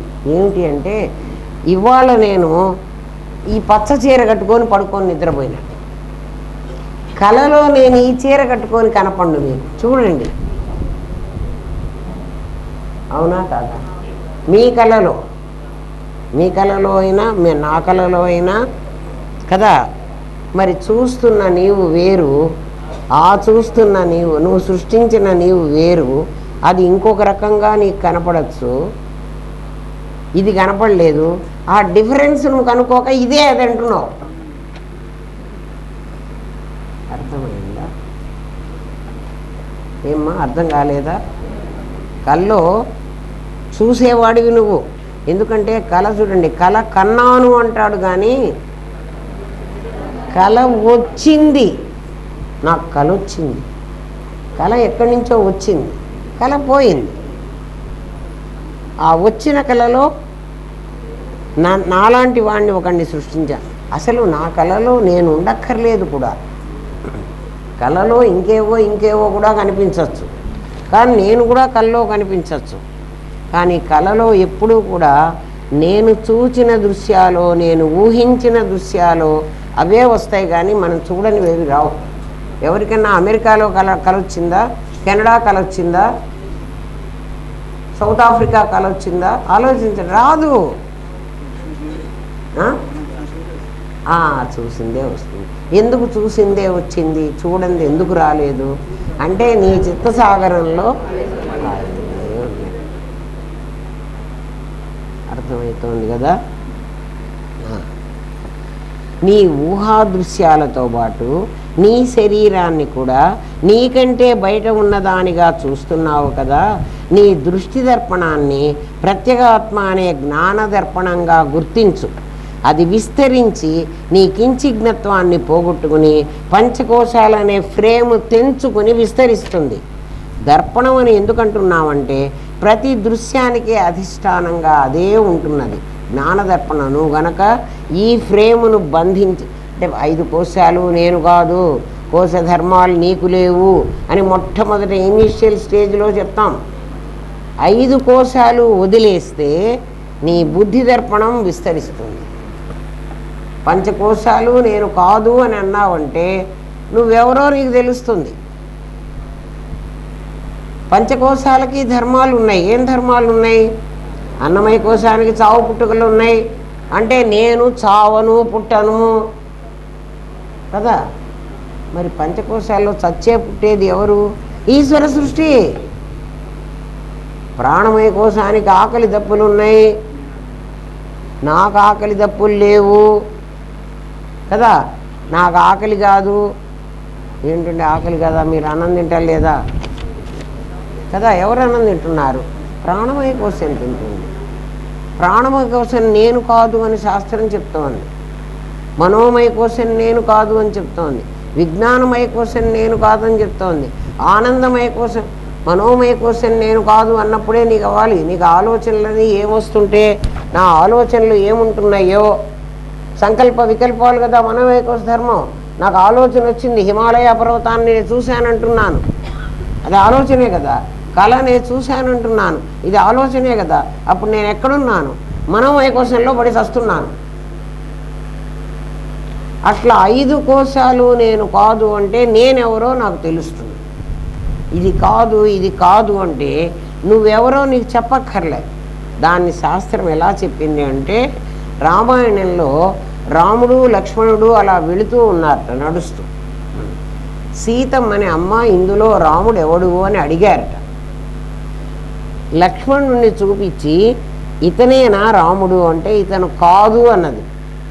ఇతను కాదు అంటే ఈ రాముడిని చూసి వీడే అని చెప్పాలా? వీడు కాదు, మరి ఎవరు? వాడే. అట్లా 5 కోశాలను నా ఇతి అదే నేతి. ఇది కాదు ఇది కాదని దాన్ని నెట్టేస్తే ఉన్నదెవరో అదే ఆత్మ. ఇప్పుడు అద్దంలో నీకు ఎలా కనపడిందో శాస్త్రే ముఖదర్శనవతు, శాస్త్రంలో నీకు ముఖం ఎలా కనపడుతోందో అట్లా దర్పణంలో ముఖం కనపడేట్టు నీకు పరమాత్మ కనపడతాడు. ఎప్పుడు? నీ 5 కోశాలను 5 కోశాలనే ఫ్రేమ్ తీసేసేయి. అది ఉంటే అద్దం లిమిటెడ్ అయిపోతుంది. ఇది తీసి పారేసాను అనుకోండి, అంటే ఇది తీసి పారేసినా ఈ అద్దం లిమిటెడే. ఇది లిమిటెడ్ అద్దం కాబట్టి కట్టాను. నీ అద్దం లిమిటెడ్ కాదు. కాదంటానికి నీకేం చెప్పాడు అంటే నిన్ను నయాగరా చూపించాడు నీ అద్దంలో. నీది లిమిటెడ్ అయితే ఇక్కడ ఉన్న వస్తువులే కనపడాలి, మరి నయాగరా కనపడకూడదు. మరి నయాగరా కనపడింది. నక్షత్రాలు, గ్రహాలు, గోళాలు, సూర్యుడు. ఇప్పుడు సూర్యుడు లేడు, అయినా నీకు నీ అద్దంలో సూర్యుడు కనపడతాడు. కాబట్టి నీది బృహద్దర్పణం. ఇక్కడ ఇంకా చాలా బాగుంటుంది రవినండి. బృహద్దర్పణం అని ఎప్పుడు నువ్వు నిర్ణయించుకున్నావో, పెద్ద అద్దం నీది, నీ దగ్గర పెద్ద అద్దం ఉంది. పంచకోశాలు అనే ఫ్రేములు తీసేస్తే నువ్వు విస్తరించగలవు. విస్తరించే ఉన్నావు, విస్తరించగలవు కాదు. నేను ఎక్కడ విస్తరించానండి మీరు చెప్తున్నారు అంటే కాదు కాదు. నీకు నయాగరా కనపడిందా కనపడలేదా? నీ అద్దం పెద్దది కాకపోతే నయాగరా అద్దంలో ఎట్లా పడింది? అద్దంలో పడలేదండి. అద్దంలో పడకపోతే నీకు ఇందాక నుంచి పాఠం చెప్పింది ఏమిటి? ఈశ్వర సృష్టి, జీవ సృష్టి, అది ఉన్నట్టుగా కాకుండా వేరే పడిందని చెప్పాను. ఇప్పుడు నువ్వు ఆ నయాగరా ఎలా ఉందో యాజ్ ఇట్ ఈజ్ పడలే నీ దగ్గర. నువ్వు ఊహించుకున్న నయాగరా పడింది. అప్పుడు కూడా అంతే కదురా, వచ్చినవాడు పంచభూతాలతో ఉన్న శరీరం ఈశ్వర సృష్టిలో వాడు వస్తే నీ దృష్టిలో మీ నాన్న పడలే. అట్లా ఇప్పుడు నీలో పడ్డది నయాగరా కాదంటానికి లేదు, నువ్వు నయాగరానే సృష్టించుకున్నావు. అర్థం అవుతున్నదా అమ్మా? అర్థం కాదు, చాలాసార్లు వినండి, అర్థమైనట్టుగా ఉంటుంది.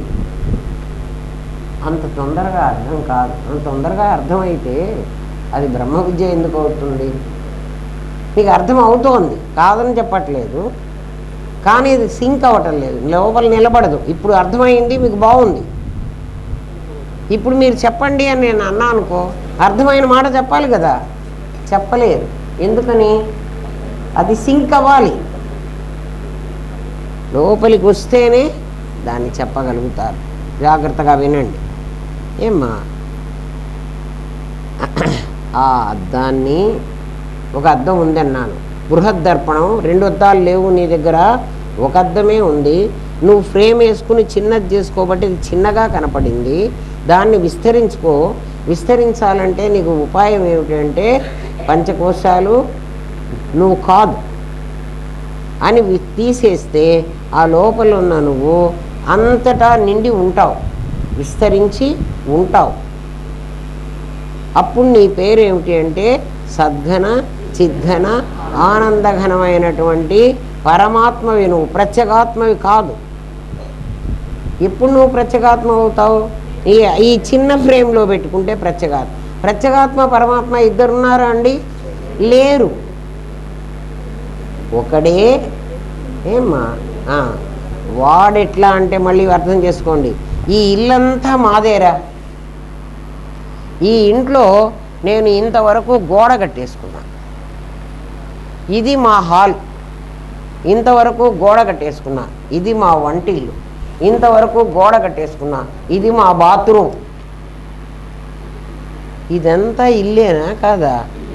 గోడ కట్టుకుంటే అది హాల్ అయింది, ఇది వంట ఇల్లు అయింది, ఇది బాత్రూమ్ అయింది. వాటిల్లో వాటికి కావలసిన వస్తువులు పెట్టుకున్నా. బాత్రూంలోనేమో ఒక సింక్ పెట్టుకున్నాను, ఒక కమోడ్ పెట్టుకున్నాను కదా, ఒక ట్యాబ్ పెట్టుకున్నా. అక్కడేమో వంట ఇంట్లోనేమో ఒక గ్యాస్ కట్టేశాను, గ్యాస్ పొయ్యి పెట్టేశాను, ఎగ్జాస్ట్ ఫ్యాన్ పెట్టేసి ఏదో పెట్టుకున్నా. నా కర్మ, నాకు వచ్చినవన్నీ నా దగ్గర ఉన్నవి. ఆ హాల్లోనేమో 10 మంది వస్తే నేను చాలా గొప్పవాడిని అని అందరికీ తెలియాలని పెద్ద పెద్ద సోఫాలు, ఖరీదు గల సోఫాలు పెట్టుకున్నాను. అది హాల్ అయిందా? ఇది వంటిల్లు అయిందా? ఇది బాత్రూమ్ అయిందా? ఇవి నిజంగా అయినయ్యా? ఎవడో ఒక వాస్తువాడు వచ్చాడు, ఇక్కడ వంటిల్లు ఉండకూడదు, ఇది తప్పు అన్నాడు. సరే నాయన 5 పీకేస్తా. మరి ఏం చేస్తావు? దీన్ని హాల్ చెయ్యమ్మా అన్నాడు. పొయ్యి కట్టాలన్నీ పగలగొట్టండి రా, పగలగొట్టేశారు. ఇప్పుడు ఈ వంట ఇల్లు మళ్ళీ హాల్ అయిపోయింది. అంటే ఇవన్నీ కూడా నేను సృష్టించుకుని అట్లా నా శరీరంలో ఈ భాగాలు పెట్టుకుని ఇది కిడ్నీ అన్నాను, ఇది గుండె అన్నాను, ఇవన్నీ అట్లాంటివి. మొత్తం నేనెవరు? ఈ దేహం వరకు ఉంటే నా పేరు ప్రత్యేగాత్మ. ఈ ప్రత్యేగాత్మ ఇదేమో భానుమతి, ఇది రాధమ్మ, అది శకుంతల, అది రాజకుమారి, అది మాధు. ఈ పంచకోశాలు తీసేసా, ఈ పంచకోశాలు అన్ని పంచకోశాలు పీకి పారేసా. ఇప్పుడు నేను అంతా ఏమవుతాను? అప్పుడు నేను ఇదో ప్రత్యేగాత్మ, అదో ప్రత్యేగాత్మ, ఇదో ప్రత్యేగాత్మ, అంతా కలిసి ఒక్కటి. ఆ ఒక్కటి సద్ఘన చిద్ఘన ఆనందఘనం. నీకు సదాకాశం వరకు నిన్ను తీసుకెళితే అంటే ఏమిటి? అంతా నువ్వు వ్యాపించి ఉన్నావురా. ఈ వస్తువులన్నీ లేవురా, అవన్నీ ఖాళీ, అన్నీ ఖాళీ. ఖాళీ అనేప్పటికీ ఆకాశం ఖాళీ. ఇవన్నీ పెడితే కదా ఇక్కడ అన్ని చోటు వచ్చింది. ఏం లేంత ఖాళీ. ఆ ఖాళీని ఉన్నది అంటున్నావు. ఖాళీ ఉన్నది అంటున్నావు. ఉండడం సత్తు, ఎగ్జిస్టెన్స్, ఉండడం సత్. ఏమున్నది? ఖాళీ ఉంది. ఆ ఖాళీకి సైన్స్లో స్పేస్ అని పేరు. ఆ స్పేస్ ఈ మాస్ అయింది. ఈ మాస్, ఇదంతా మాస్ కదా. ఈ మాసుని మనం అంతా అంగీకరిస్తాం. మన లోపల మాస్ ఉందంటే ఏమిరా ఆ మాసు మ్యాలిగ్నెంటా బీనైనా అని మళ్ళీ క్వశ్చన్ మార్క్,